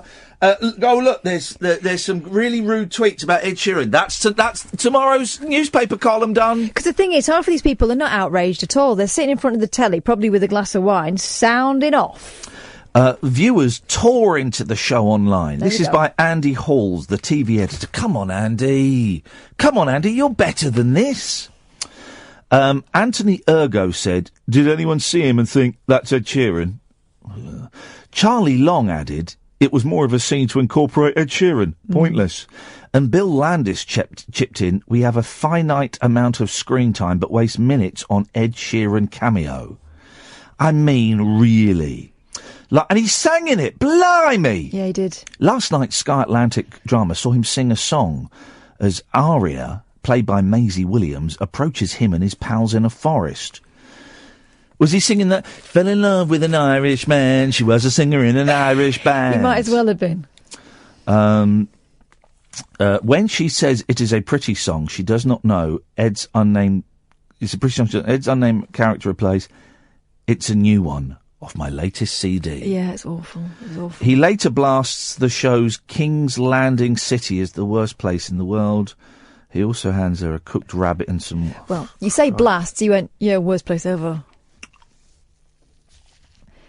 So do they talk like normal people in this, then? So they talk like modern day? Yeah. That's stupid. Honestly, guys, I've told you this before, and I will tell you again. Game of Thrones, it's starting to let you down now. Episode 1 of the new series, they've got Ed Sheeran in. This is not a good sign, children. The ending of this series will be a disappointing anticlimax. You will feel cheated. You will feel betrayed. I lived through Lost. I lived through Fringe. I lived through Battlestar Galactica. The only one that's had an all-right ending was Breaking Bad, and even that was a cop-out. Even that was a cop-out, guys. This show will let you... Hey, guys, have you seen Game of Thrones, Ian? No, never going to watch it because it's going to be rubbish. It is going to be rubbish. I enjoyed it, but I did make some very disapproving noises when he was on because it was just pointless having him in it. In March, show creator David Benioff told how he had chased Ed, a fan of the show, to appear on it. He said, "We knew Maisie was a big fan of Ed Sheeran. For years we've been trying to get him to surprise her. It is the latest of his TV roles. He played Sir Cormac in 5 episodes of US drama The Bastard Executioner." 5? He was in 5? He has been in Aussie soap Home and Away, Kiwi series Shortland Street, and kissed a bloke in US sitcom Undateable. I mean, for goodness sakes. Really? Deary me. I mean, what is the point? What is the point, dear listener? I ask you. 03 4991000. The last, between 11 and 12, it's been a bit quiet the last couple of nights. That's fine. By the way, oh yes, tomorrow's my last night this week. I'm off Thursday and Friday. I shall be off the radio. I shall be switching my phone off. I shall be off grid, I believe they call it. You're going to be naked and afraid? I'm not going to be naked, no, because I'm going to be with my children. There'll be nudity at some point. But for the most part, I should be...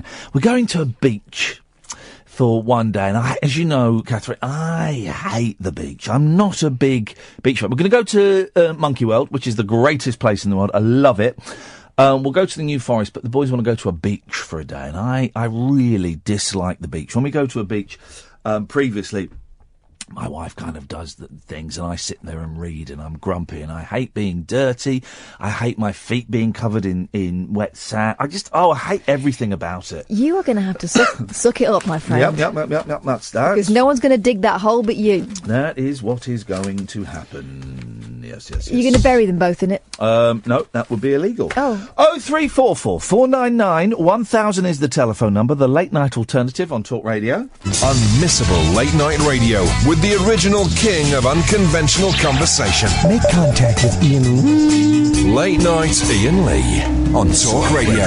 We'll get you talking. 0344 499 1000 is the telephone number if you want to give us a call. I love stories like this. Guys, if you're going to bunk off from work or from school, don't do it in somewhere where there are TV cameras, you absolute prunes.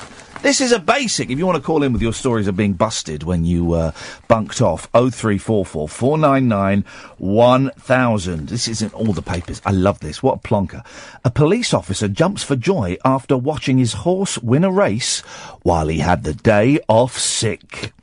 PC Jonathan Adams had claimed he was suffering symptoms of irritable bowel syndrome that day and was too ill to work. A misconduct hearing was told. Gosh, it went to a misconduct hearing. Look, here we go. Look. But he was caught on live TV celebrating as a nag owned by a syndicate he was linked to romped in, scooping £250,000. And there's a brilliant picture of him all dressed up and having that in front of the cameras. Bosses saw the footage and launched a probe into that and 2 other sick days he took. What a chancer. PC Adams, 32, claimed watching racing when ill was therapeutic and a coping mechanism. I thought when you had IBS, you had to be sat on the toilet all the day. I thought that was the deal there. But Force lawyer Stephen Morley told the hearing our position is he wasn't sick at all. He was throwing a sickie to go horse racing. The clip suggests the officer was well enough to come to work. He was well enough to be in the royal enclosure jumping around. Gloucester-based PC Adams was filmed by Channel 4 Racing celebrating Quiet Reflections' win in the Commonwealth Cup at Ascot on June 17th last year. Blah, blah, blah, blah. He tried to put the week off but was refused. This is a basic. This is a basic. Bosses at Gloucestershire Police found the officer was also at races in Nottingham twice last year when he was off sick with a migraine. But PC Adams' lawyer Richard Shepherd told the hearing in Gloucester to alleviate his stress, IBS and his migraines, he watched horses. He was sick and he mitigated the symptoms by going horse racing. PC Adams denies misconduct. If found guilty, he faces the trial continues. Put that to one side, obviously, as there is a trial still ongoing. But this is a basic. If you try and book time off, you've got to weigh up the pros and cons, because if your boss says no, then you can't play the sick card. You've either got to go in with the, I want to book the time off, and then accept the decision if it goes against you, or you've got to do the sickie. And here's the thing, you never do the sickie and then go to a place that has television cameras. That's the standard. I mean, I know it's an old classic phone-in, and we've done it before on people who've been at, pop concerts or the red carpet on something, and they've been seen by their teachers or something. But I'm always happy to take those phone calls. When have you been busted? When you have been out and about and either taking the time off school or taking the time off work. 0344 499 1000 is the telephone number if you want to give us a call. We will do another storm wash in just a few minutes' time. So it's our public duty.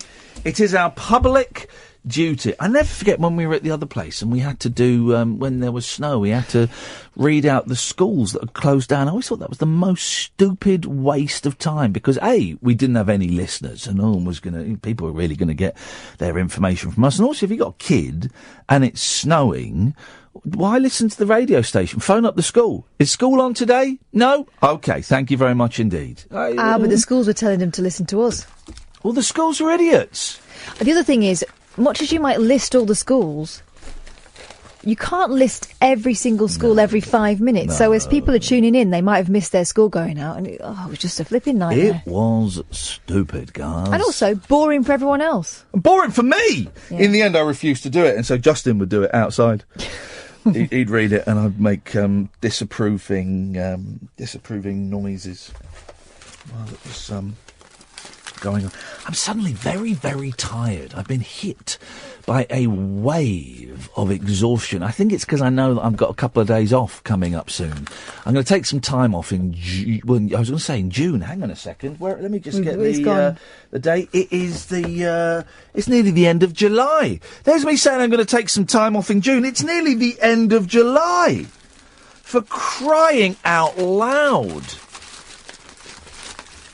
Maybe I'll take some time off in September. I don't know. How long does Love Island go on for? It seems to be going on forever. Oh, and it's a competition. There's a £50,000 prize. How'd What for? The number of notches on your bedpost. Is that how they get it? It was already the most. It feels like it's been going on forever. This programme, and I've only seen about 30 seconds of it, and it was awful. It was already the most tawdry show on television, and then 4 couples were filmed having sex during just one episode on Sunday night. Yet despite Love Island plumbing new depths, by the way, Ofcom, oh God, those guys, has still refused to investigate the programme. Investigate that programme! Leave us alone! Claiming the audience are aware of its sexual content. Nearly 100 complaints have so far been made about the ITV2 series, including 26 about it being. And by the way, if anyone's ever watched this programme, can you call? We've done this before, where we've said if you've ever watched the show, can you give me a call? And no, I think it's one of those dirty secrets that no one admits to watching. People must watch it because it gets shed loads of viewers, and it's in all the papers. It wouldn't be in the papers. It's got to be on the front page of one of the papers. Maybe not today. It's normally on the front page, and it will only be in newspapers because they will sell more newspapers when they write about it. Now, so people must be obsessed with it. We tried it, didn't we? We gave it about 5 minutes. It was I don't boring. remember seeing that. I saw about 30 seconds of it. I didn't really understand it. Including 26 about it being incompatible. Unless Paul Denan's in it, I'm not interested. Including 26 about it being incompatible with generally accepted standards. But Ofcom ruled yesterday that the 2 million who regularly tune in expect to see adult themes and content. Our rules to protect audiences are clear, are they? It said, we take into account a range of factors, including the time of broadcast, the likely audience, and whether the content was at all justified. Really, guys? An email I have to write today. Sunday's show ended with 8 contestants having sex. They included middle-class bomb disposal expert Camilla Thurlow. I bet something went off. You make your own jokes there. Who was once linked to Prince Harry. By the way, when I finish reading this story, guys, we're going to do another live weather watch. So start dialing, please. I think I've got the hang of it now. 0344 499 1000. We'll take calls straight to air. I want to know where you are and whether it is raining where you are, please, guys. Okay, so just start dialing now. We'll come to you as soon as I finish this. 0344 499 1000. The 28-year-old supposedly caught the prince's eye in the summer of 2014 and was rumoured to have kissed him in a London nightclub. Although asked about him on the show, she said a lady never tells. Well, yeah, a lady never goes on a programme where the aim is to shag as many people as you can. Miss Thurlow had seemed wholesome and innocent during Love Island's first 6 weeks. Flipping heck! God, how long have they been out there? 6 weeks! At least!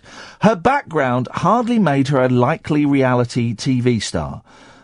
She also worked for the Halo Trust charity close to Princess Diana's heart. It's what Diana would have wanted. Yet Miss Thurlow has now pole danced, dated 3 different men and answered questions about her sexual habits.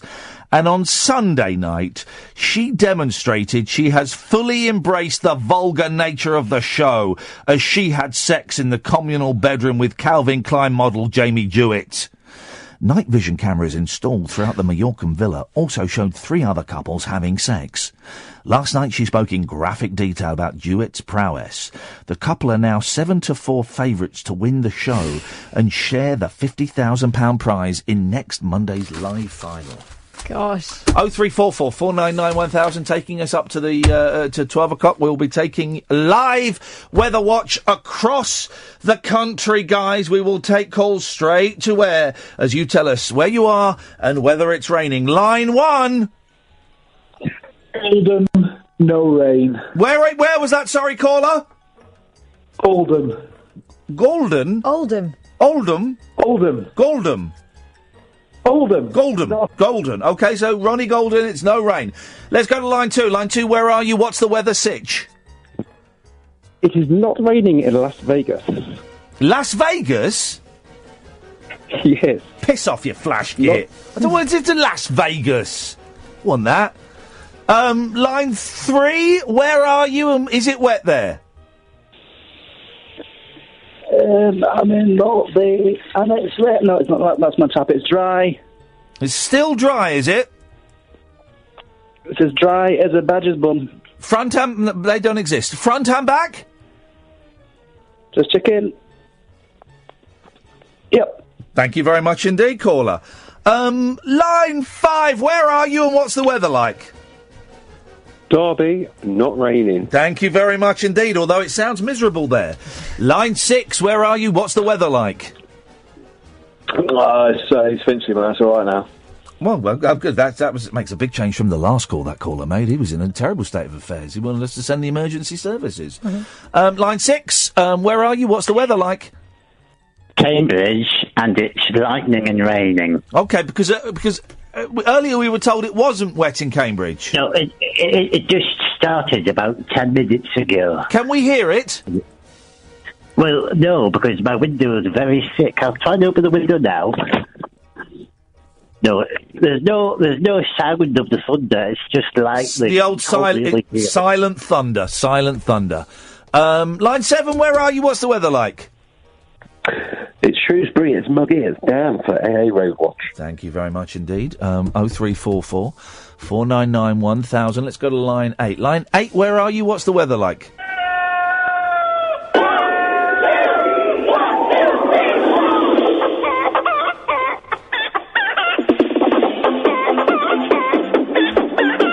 Wow, that sounds terrible. Line 7, where are you? What's the weather like? I'm in the Fens, and it's raining here. Bit of electrical storm going on. Is it heavy rain or soft rain? It's sort of stopped. Oh, can you hear that? No.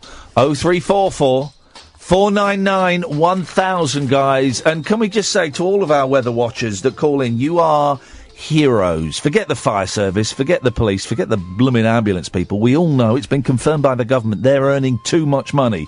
You guys are doing it for free. You're real heroes. Line 9, where are you? What's the weather like? I'm in Brighton, and it's just starting to thunder. Thunder in Brighton. That sounds like a gay club, which I'm sure there are plenty of, and I bet they're wonderful places to hang out. When I say hang out, I don't mean men's penises hanging out, like in a display for other men to go, no thanks, I'll take 2 of those. I don't mean that at all. I just mean to hang out, as in just be with other gay guys, and there doesn't have to be any sexual subtext to them hanging out. But they can be. They can be, and it is well known that homosexual men they have got more of a testosterone thing that makes them more sexually. Some they are at it like rats up a drain pipe, and that I mean that in the metaphorical sense, and also in the descriptive sense of the filth that those deviants get up to. I'm so sorry. Line 10, where are you? What's the weather like? Hong Kong, not raining. Right, can people from abroad stop phoning up? This is a British thing, okay? I'm not interested in the weather abroad, okay? Because we are not abroad. We are in Britain. We are national. Use that term very, very loosely because most of you can't pick us up on DAB. But still, but we yes. So just from this country, please.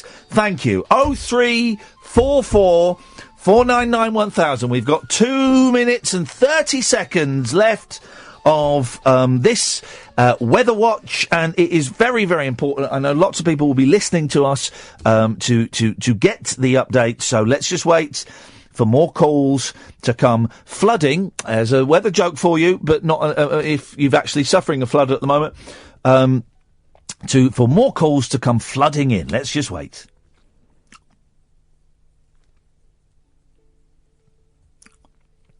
0344. Come on, guys. There we go. Here we go.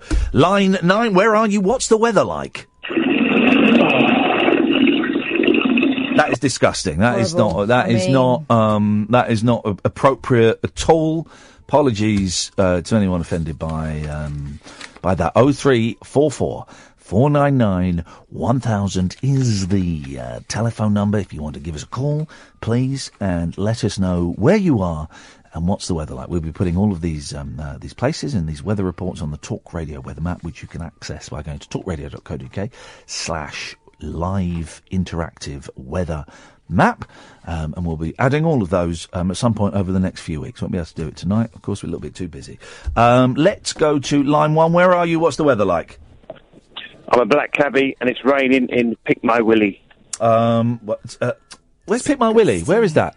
Is that a place? Because these old English names, is Pick My Willy a place? Can you Google that?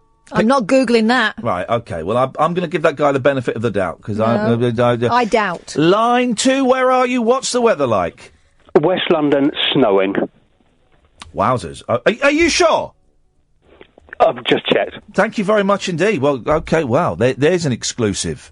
It's snowing in West London. I'll be going out that way, so before I leave, I'll probably change my tyres. Always keep snow tyres in the boot of the car. Didn't think I'd need them in July, but I'll be doing that. It took me about 2 hours to change all of the tyres, but if there is snow there like that caller said, then that is certainly worth doing. Okay, that's the end of the live weather watch this hour. We'll be doing that again at the end of the next hour, taking you up to 1 o'clock. These things change all the times. In the meantime, though, you can give us a call. 0344 499 1000 is the telephone number. My name is Iain Lee. This is the Late Night Alternative, only on Talk Radio.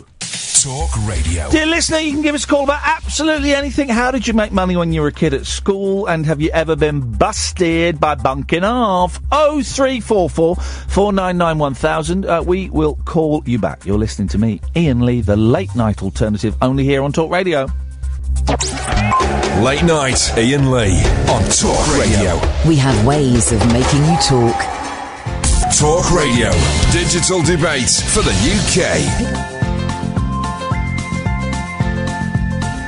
There's a voice that keeps on calling me. Down the road, it's where I'll always be. Every stop I make a new friend. Can't stay for long, just turn around and I'm gone again. Maybe tomorrow I'll wanna settle down. Until tomorrow I'll just keep moving on. Down this road that never seems to end. When new adventure lies just around the bend. So if you wanna join me for a while, just grab your hat, come travel light, that's hobo style.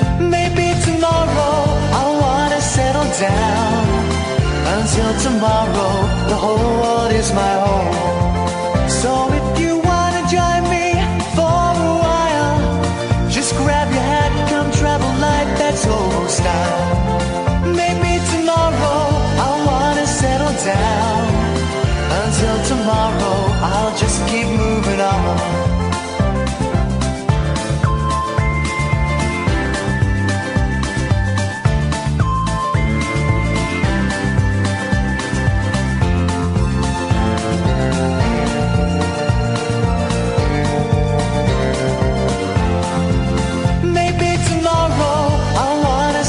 Down. Until tomorrow, I'll just keep moving on. There's a world that's waiting to unfold, a brand new tale no one has ever told. We've journeyed far, but you know it won't be long. We're almost there and we paid our fare with a hobo song. Maybe tomorrow I wanna settle down. Until tomorrow, I'll just keep moving on.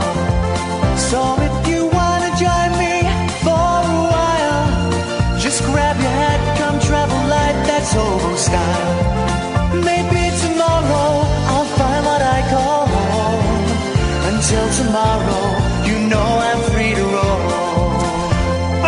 0344 499 1000 is the telephone number. If you want to give us a call, you can call in about absolutely anything. We'll do the weather watch before the end of the show, just so that we're all up to date on our journeys home. What is this, you dirty git?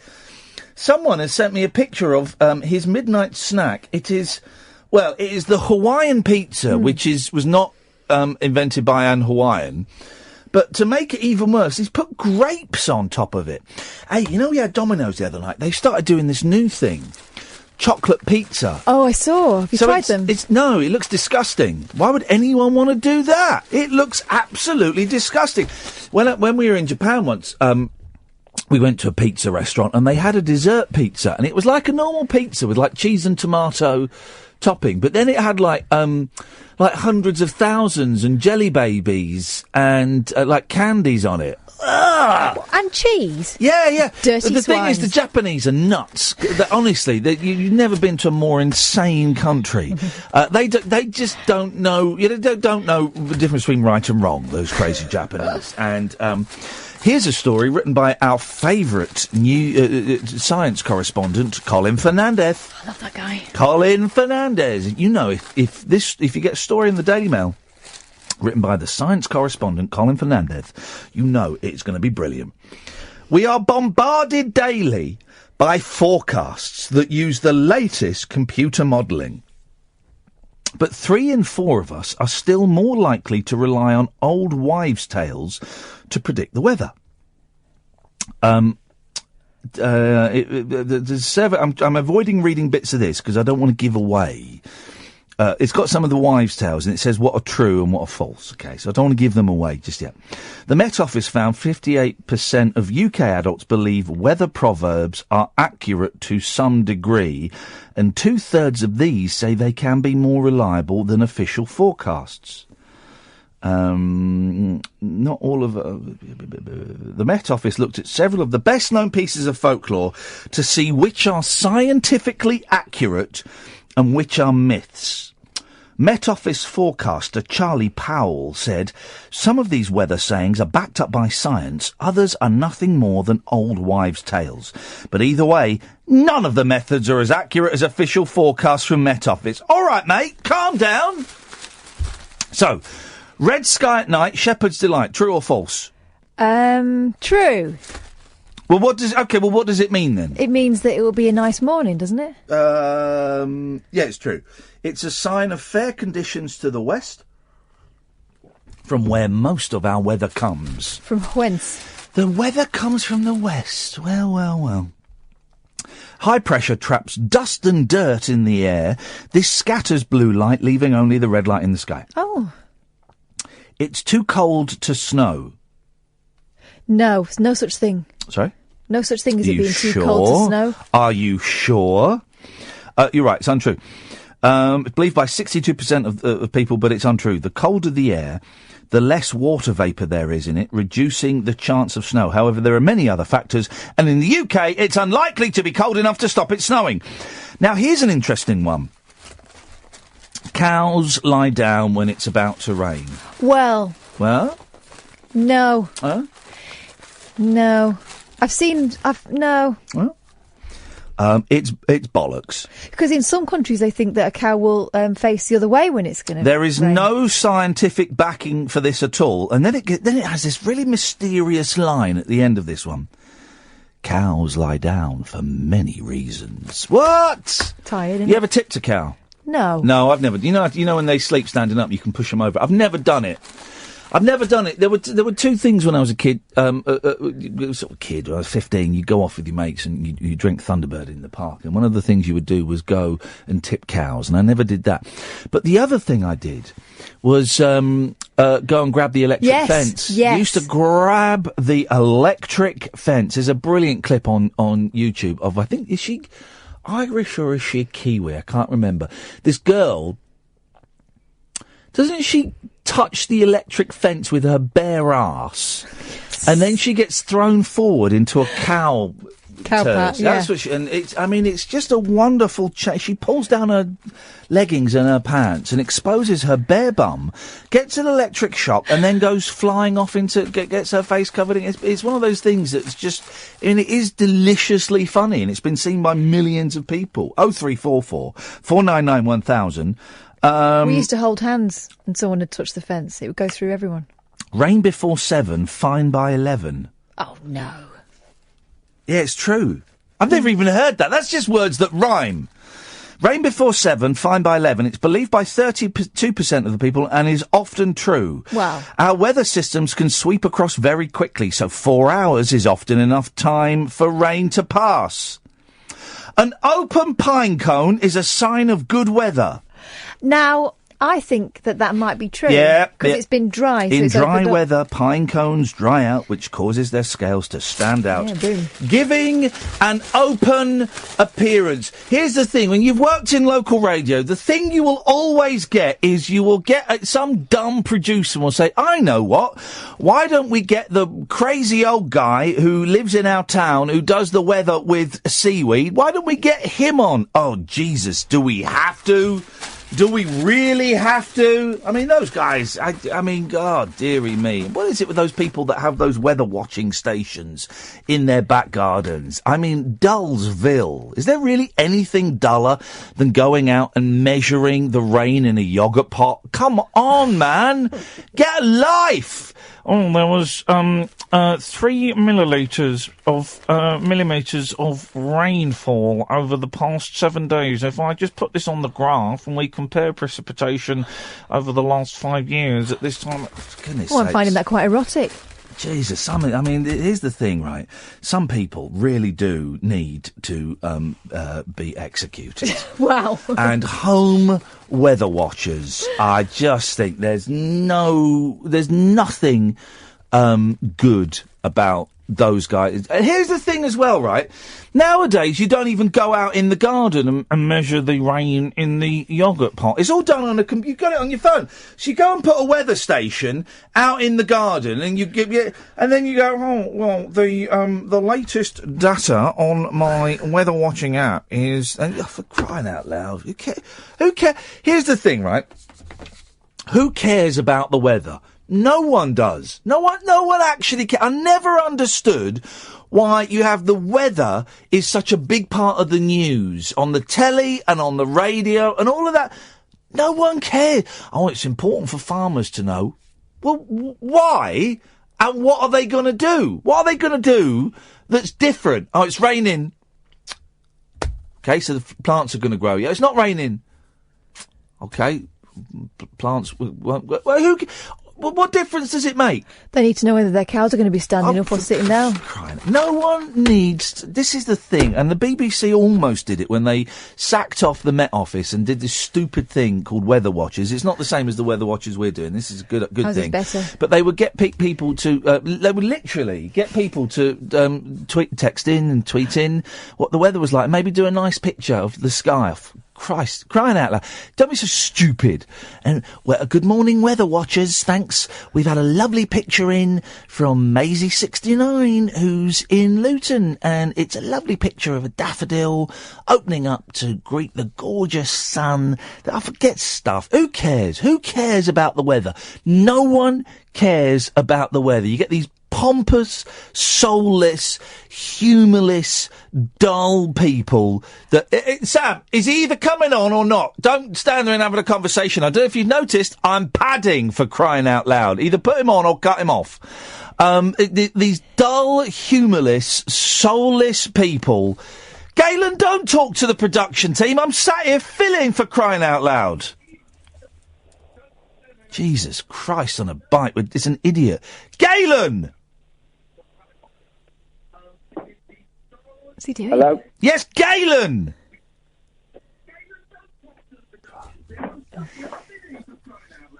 I know I've got to turn the radio down. Yeah, turn the radio off, you muppet. I have. Right, what were you talking to Sam about? Talking about the difference between humanitarian beings, actually. What? Cows act in a different way weather, but the horses and ponies don't. What are you saying? Say that again, but in a way that makes sense. Cows are quite bright, actually. When was the last time you had a good conversation with a cow? A couple of months ago. If cows were bright, Galen, then they would form an army and they'd break out of the prison camps we've got them in. They'd be so lucky.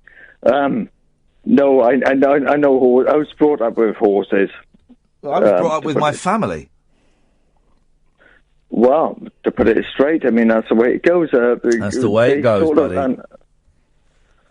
Horses and ponies, they always know where the weather is coming from, because you can see the way they stand, the way they're directed. Always the case. You're just saying words, and none of the horses know which way the weather's coming from because they stand directed always. No, they're naturalists. As simple as that. They're naturalists. Well, they don't wear clothes. What's that? Yeah. What are you talking about, man? I'm talking about weather conditions. Okay. To easily pick them up if you have horses or ponies. Right. Basically, okay. I suppose. Okay. What will a horse? It comes down to. Yes. What will a horse tell you about the weather then?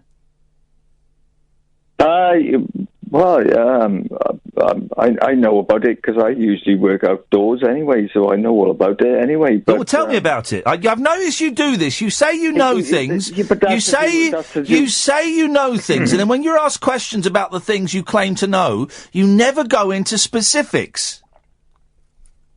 Well, I could, of course, I could go into. Do it then. Go into specifics. About a horse. A horse's ass. Yes, about a horse's arse. Or a pony's ass. No, we can always tell. Go on then, explain. Explain. By the way that they're pointing, actually. Right. And what does that? What does point into the wind heavily? Never do. So, what does the way a horse is pointing tell you? What's that? What does the direction a horse is pointing tell you about the weather? Oh, get off. I mean, I know where it's coming from anyway, so I can tell. Here we go. So you phone up and say you know stuff, then when you're asked a question about it, you never go into specifics. It's like that band you're in. Well, get off. It doesn't work like that. It's always a two-way thing. Actually, it doesn't work like that. What doesn't work like what, Galen? Weather conditions. It's not. I'm just mentioning. Do you know a woman called Hewlin? What's that? Do you know a woman called Hewlin? Nope. Not at all. Don't know an artist? Nope. No. Why? Because someone called in the other day claiming to know you. I'd be surprised at that because nobody knows. Anyway. Yeah, she called in and said she knew you, and I just wondered what the hell is going on. I don't know. I just found out about horses. No, wind direction. Yeah, but you've not been able to tell me anything about the horses and the wind direction. You've said nothing, which makes me. But it doesn't work like that way. Because of the direction they're going in, you can tell where the wind direction is coming from for a start. Right. So the direction the horse is facing in tells you which direction the wind is coming from. That's it. Well, the direction of its arse. Aye. Is it a joke? I'm confused. No, it's true. It's true. Well, have a couple of horses then and find out. No, I've got you on. You're apparently an expert. Why don't you tell me? What's that? I get the feeling, Galen, that, and this is fine if it's the case, that you like to make things up when you come on the radio. Get off, like hell, get off. I'm more intellectual and anyway, and that's private. But no, definitely not. Okay. Definitely not. Okay, so you're quite the opposite, actually. Okay, so you're still making music? As always. And what kind of music it would describe the music to me. What's it like? Depends what mood I'm in, I suppose. Jazzy, bluesy, whatever. Okay, who are your influences? Quite folky at the moment. Who are your influences? All of them. All of them? On the board. Oh, all of them along the board, okay. Tell me about your archaeology. Where have you been? Where have you been? All over the place. Yeah? Do you see what I'm saying? You just speak in vagaries. There's never anything specific from you. No, but I've been all over the place. Give me an example of where you've been doing your archaeology. Yorkshire, off the top of my head. Okay, and what was the best thing you found in Yorkshire? All kinds of things, I bet. It depends what we're working on. Yeah. And, okay. Well, tell me about the dig in Yorkshire. What were you working on, and what did you find? Oh. Yeah. Yes. One site I found most of a pottery. Most of a pottery? Like a vase or something? No, get off. No, get off. It was bits and pieces. It was Iron Age stuff, actually. Okay, nice. So we're going back to, I don't know. When was the Iron Age? I can't remember. Whatever. When was the Iron Age? What were the years? Well, it depends where you No, it doesn't. No, it doesn't. When was the Iron Age? What were the years? It does depend where one wants to stick it, actually. Where would you stick the Iron Age? Archaeologists think in different ways. Where would you stick the Iron Age? What years? This was about, when I was digging up, it's about sort of 200 AD sort of thing. Okay. Roughly. Right. Okay, Galen. Well, thanks very much for your call.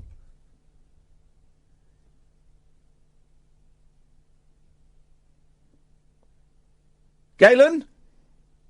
Hello? Yep, thanks for your call. Oh, sorry. Here we go. I mean, there's more going on there than I could... That was uncomfortable, wasn't it? Was that as uncomfortable for you guys listening as it was for me doing it? There's something going on there, and I don't quite know what. We'll get to the bottom of that mystery one day, or maybe we won't. 0344 499 1000, the late night alternative with Talk Radio. Late night Iain Lee on Talk Radio. We have ways of making you talk. Was he talking about the Bronze Age? Iron Age. Sense at last, it's David Badcock. Oh, phew. Who's now on Twitter as @BentBadcock. No, you know that's not my real name. Now, What is the Twitter handle? Have I got it wrong? Is it? Well, I've only just joined. Is it The Real Babcock? Oh, I don't know. You tell me. I thought it was at Ben Badcock. Is it The David Babcock? I don't know. What is it? Let's just say that. You say it. It's The David. I don't know what it is. Okay. Anyway, have I been ringing in too much? What, tonight? Yes. This one call is way too much for us. I mean, in general. Oh. What makes you ask? Because I think I'm pretty sure that I've rang in about 5 times consecutively now. All right, Caddick. Your calls have been have certainly been enjoyed by at least some of the listeners. Right. Well, I've actually got something to contribute. Oh, even better! Even better! Fantastic. I got something stuck once. Oh. Go on. Now, it's a long story, but I've cut it down. Okay. That's fine. We haven't got... Listen, for some reason we haven't got any phone calls, so you take as long as you want. Lovely jubbly. But if I do see an interesting name pop up on the screen, I'll put you on hold. That's absolutely You're kind of our... You know when people do something and it goes wrong and they go, well, what's plan B? You're my plan B, okay? Right. So... basically, I'll keep you on, but if anybody else phones in, I will push them to the front of the queue and they can interrupt you. How's about that? Does that sound fair? Good. Right, away you go. What did you get stuck in where and when? Have you ever put water in a freezer and it's got to the point just before it freezes and you disturb it and it freezes solid? What do you mean? Ice? Have you ever made ice? That's the one. I've made ice, yes. Right. I made some ice lollies. Isn't it funny hearing an adult say ice lollies? And by the way, my kids prefer an ice lolly over an ice cream, the idiots. I had a mint choc chip magnum today on the way in. Right, that's a nice ice cream. Thank you. I disturbed one of the ice lollies with an appendage. Oh. Finger? Let's say my finger. Okay. Was it your finger or was it your penis? Let's say my finger. Why was your penis in the freezer? Was it a hot day? The icy grip secured my finger. Yeah. Yeah. Instantly. Oh. And began to burn with the ice. The ice burn on the finger. Finger. Yes. Tip of the finger. Was it the eye of the finger? It was the tip. Of the finger. The fingertip. The fingertip. Yeah. Not the full finger, that would be crazy. Not the balls of the finger or the hand. The tip of the finger. The eye of the finger. I instantly ran over to the hot tap. Oh! Careful. Now, and you're with me, aren't you? You're with me. Yeah, well... What would you rather have, the icy grip or boiling water on your finger? I was faced with this dilemma. That was a real dilemma. Right. So what would you have done? I would have poured scalding water on your finger. Well, that's what I did, and I burned for quite a while. Wowzers, that really is... Is it a chest freezer? Pardon? That really is quite an uncomfortable story you've shared with us, and it's a lesson to everybody. Don't touch ice lollies just at their freezing point with your finger. David, did you get it looked at? Did you get it seen to? I was too embarrassed, Kathleen. Send me a picture of it, David. I'm kind of medically trained. I've seen some DVDs, and I'd love to look at it. I'd love to perform an exorcism on you. Right. Would you like... Because I'm learning, and I think I can get out all of the bad spirits. I think I can work out all of the bad spirits from within you. Would you let me do that? Would that be an over-the-phone thing or in person? It would be an in-the-mouth thing. Oh, God. I beg your pardon? I'd have to be there. Right. And I have a very unusual technique that involves me... involves my mouth. Are you being saucy? I'm being very saucy, David. Thank you very much indeed for calling. 0344 499 1000 is the telephone number. Talk Radio. Unmissable late night radio with the original king of unconventional conversation. Make contact with Iain. Late night Iain Lee on Talk Radio. We'll get you talking. 0344 499 1000. We're about 18 or 19 minutes away, dear listener, from the last storm watch of the evening. And boy, oh boy, if I miss this storm, I'll be gutted. I love a good storm. I love a good storm. The sound of the rain and the wind battering down while you're in bed. I love it. I can't think of anything better. What have I written here? I know we've done that one. We've done that one. Where's the mirror?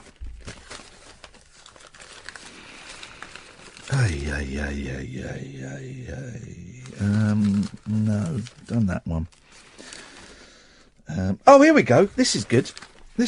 Oh no, let's do Jesus. Let's do Jesus. We'll do Jesus. There's a story in the papers about the Turin Shroud. Everyone knows that's not Jesus, right? Everyone knows that that's not Jesus. I thought everyone knew that. What are the chances of having a tea towel with Jesus' face on? What are the chances are very, very slim. Yet people think it was Jesus. It is a matter of faith for Christians, not all Christians, only the nutty ones, not the sensible ones, not the sensible nice ones, the Kens of this world, the nut jobs. It is a matter of faith for Christians that the Shroud of Turin was wrapped around the body of Jesus after he was crucified. They had it carbon dated, and it was from 500 years after Jesus. Also, Jesus was black, wasn't he? What? He wasn't white.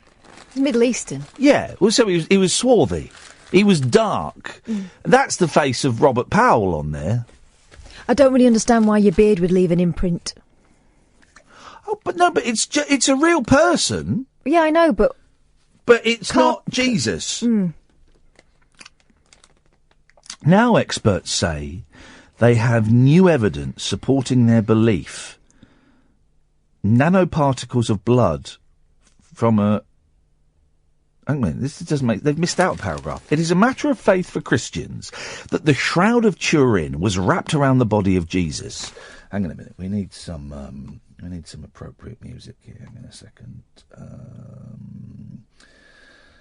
Here we go. This is all... There we go. Play, computer, play. There we go. That's better. It is a matter of faith for Christians that the Shroud of Turin was wrapped around the body of Jesus after he was crucified. Now experts say they have new evidence supporting their belief. Nanoparticles of blood from a torture victim discovered on the linen cloth. They've missed out a bit. This doesn't make sense. Elvio Carlino of the Institute of Crystallography in Italy said the tiny particles have recorded a scenario of great suffering whose victim was wrapped up in the funeral cloth. The 14-foot by 3-foot shroud, which is currently displayed at St. John the Baptist Cathedral in Turin, carries a faintly stained image of a man and has been venerated for centuries as Christ's burial shroud.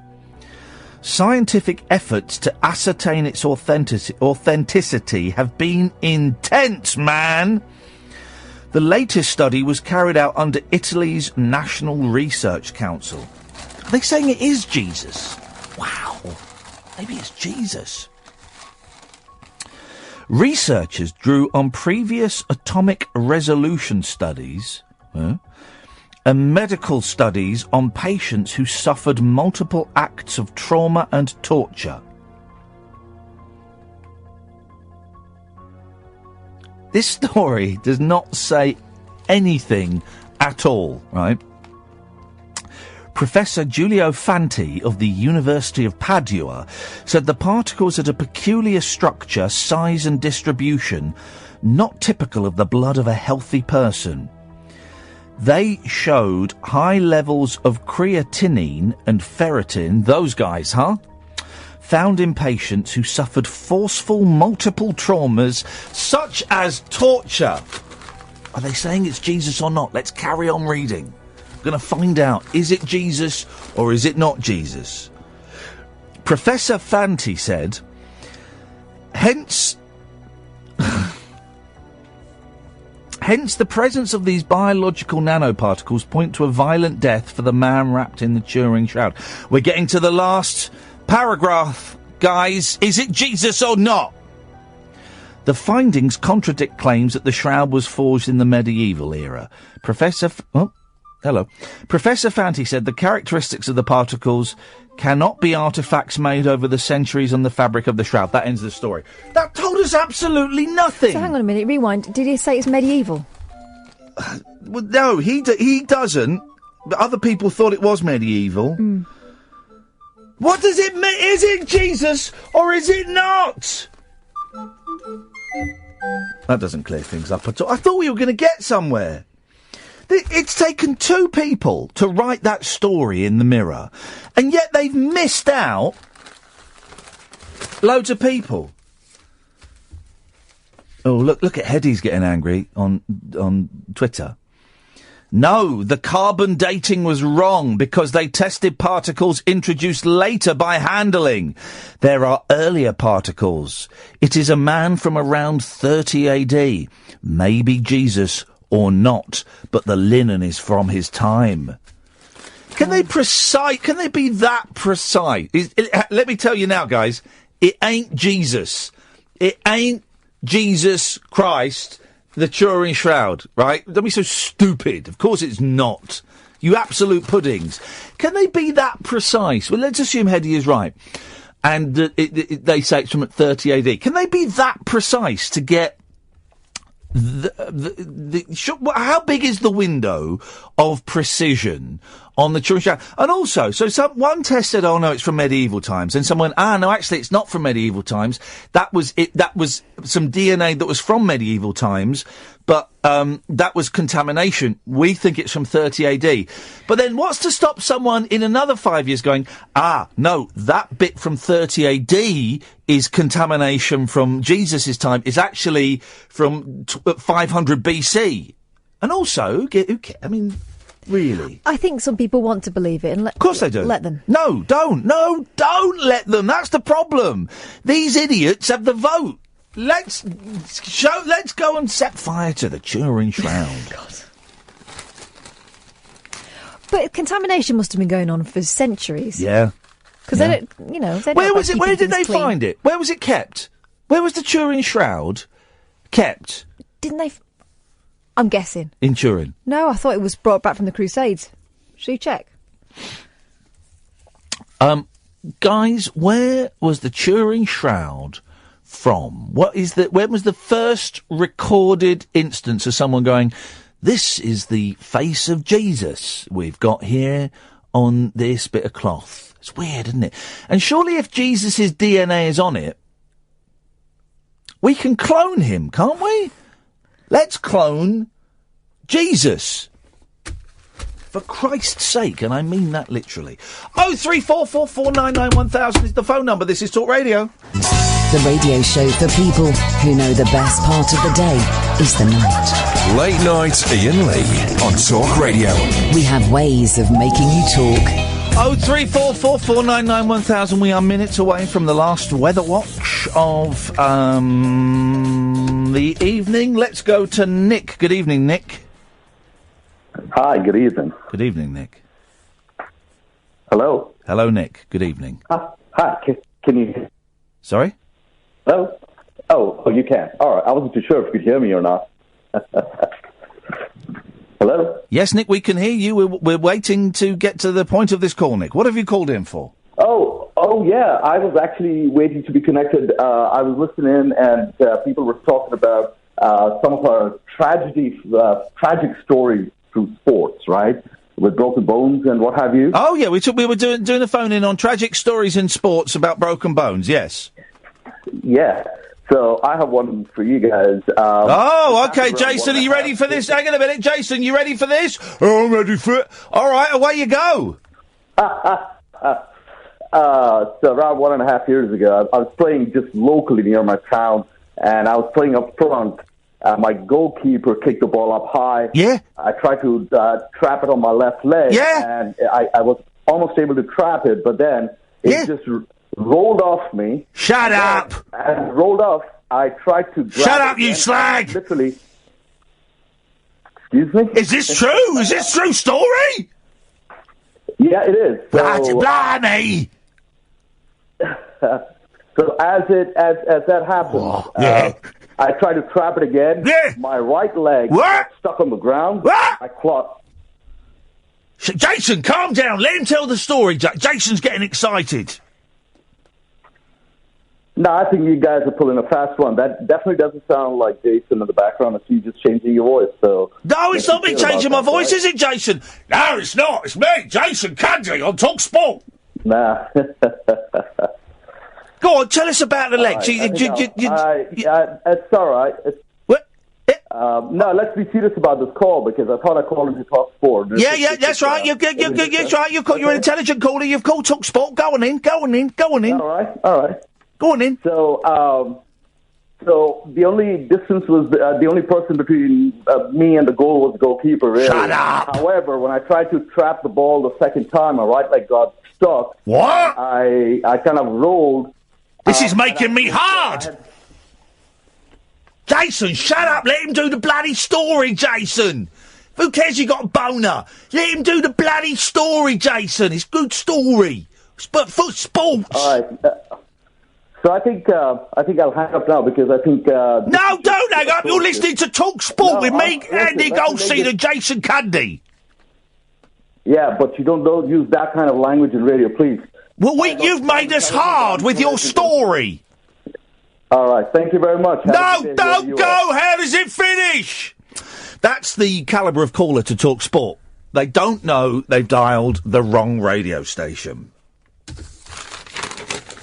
I mean, really, guys. Here's the thing, dear Talk Radio listener. You're so much more intelligent and so much more desirable than the callers those guys get. How can you ring the wrong station?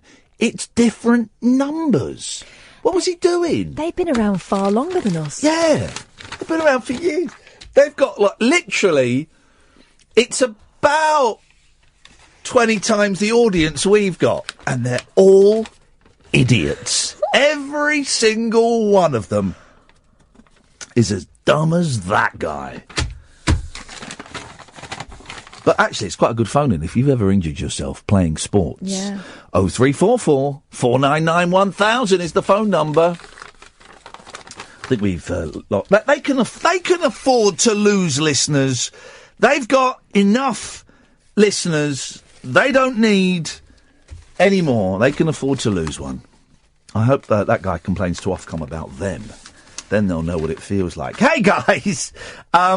This is great, and I didn't know that this was happening today, and I think we need to put this in the diary for next year.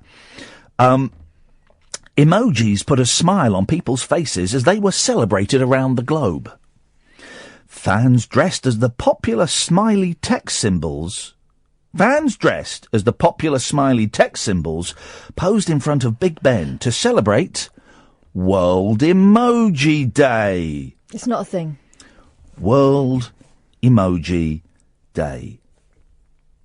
This is what civilization has come to. A day to celebrate little images of smiley faces or crying faces because people are too lazy to type actual words. That's what we've come to. That's where we are now, dear listener. And they've even got their own day. The event was marked in hundreds of different ways. Okay, that makes sense, because I was seeing tweets from all right, it is actually a thing, right, because I saw some tweets about these. London's Royal Opera House presented 20 well-known operas and ballets in emoji form online.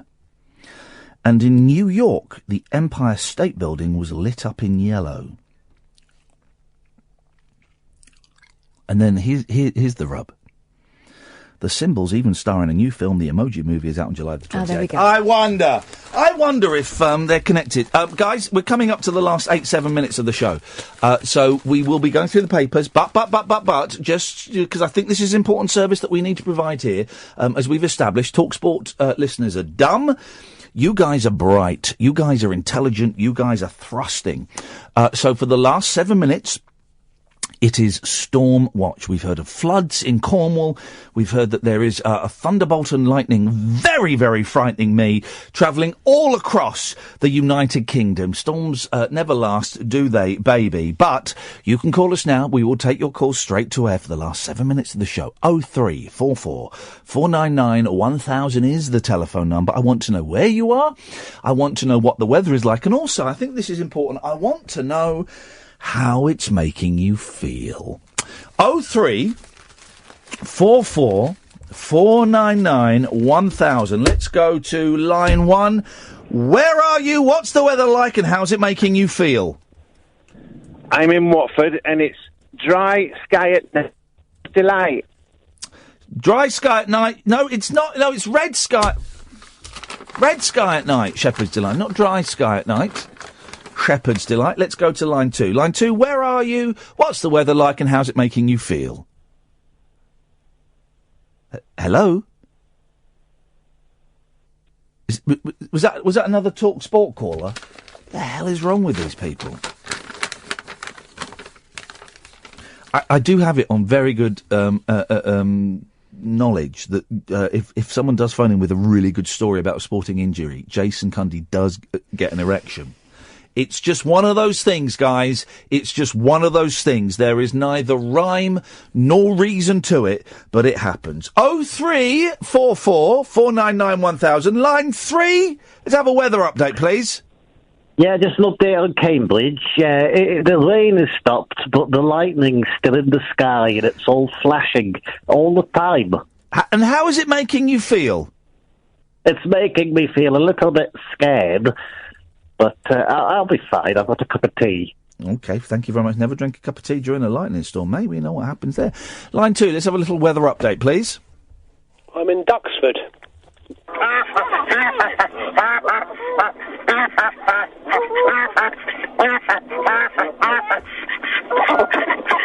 Were those ducks swearing? Or was that my mind actually melting slightly? Because I'm sure those ducks were swearing. I didn't hear swears. I thought I heard swears. Swearing ducks. 0344 499 1000. Let's go to line 3. Line 3, you're on the wireless. Hi, my name's Verinda, and I'm a knobber. OK, and Verinda, where are you calling from and what's the weather like? Verinda?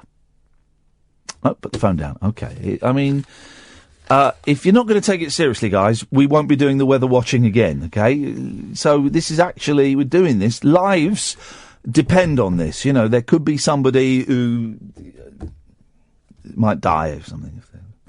Don't spoil it, guys. Yeah, so don't spoil it, guys, OK? A lot of people are listening to us for informazione, as they say auf dem Deutsch. 0344 499 1000 is the telephone number.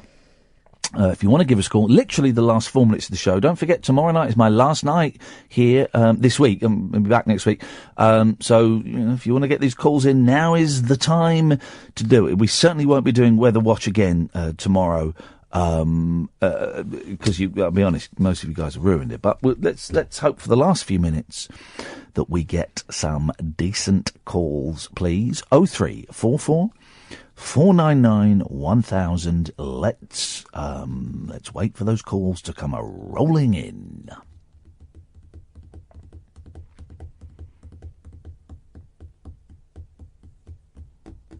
If you don't call in, it's your time you're wasting, not mine. I still get paid. I still get paid.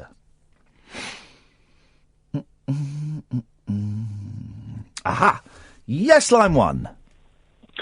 He thinks he's so beautiful, man, and I'm a robbery. ribs. I rub my ribs.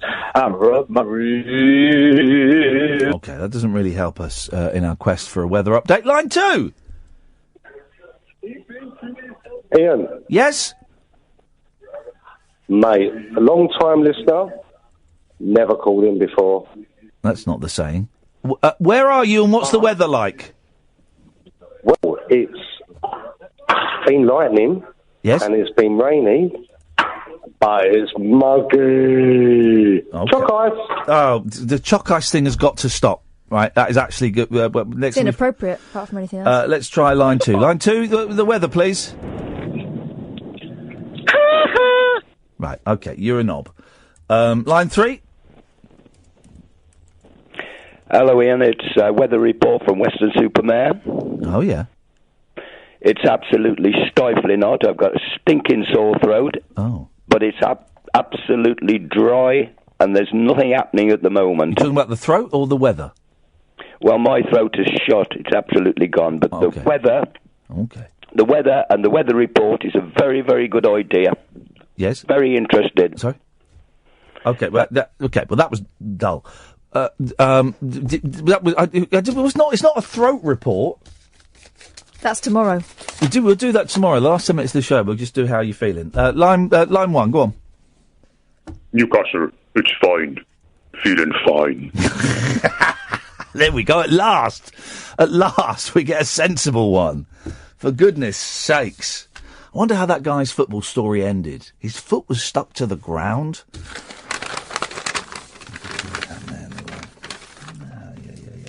Well, that's it. Oh, hang on, let's take one more. Hello, caller. Chalk ice. Right, the chalk ice thing stops now. That's not becoming a thing, okay? We're not indulging that. Yes, caller. Hello, hi Ian. Paul from Stoke Poges. It's stopped raining, but there's still total lightning in the air and thunder. And how does that make you feel, as a person? Yeah, it makes you feel a bit weird, doesn't it? There we go, doesn't it indeed? And on that bombshell, thank you, Sam, thank you, Catherine, thank you to the callers, to this station and to TalkSport. Back tonight at 10, my last show this week. I'm having a couple of nights off, so I will speak to you later on. Ta-ta!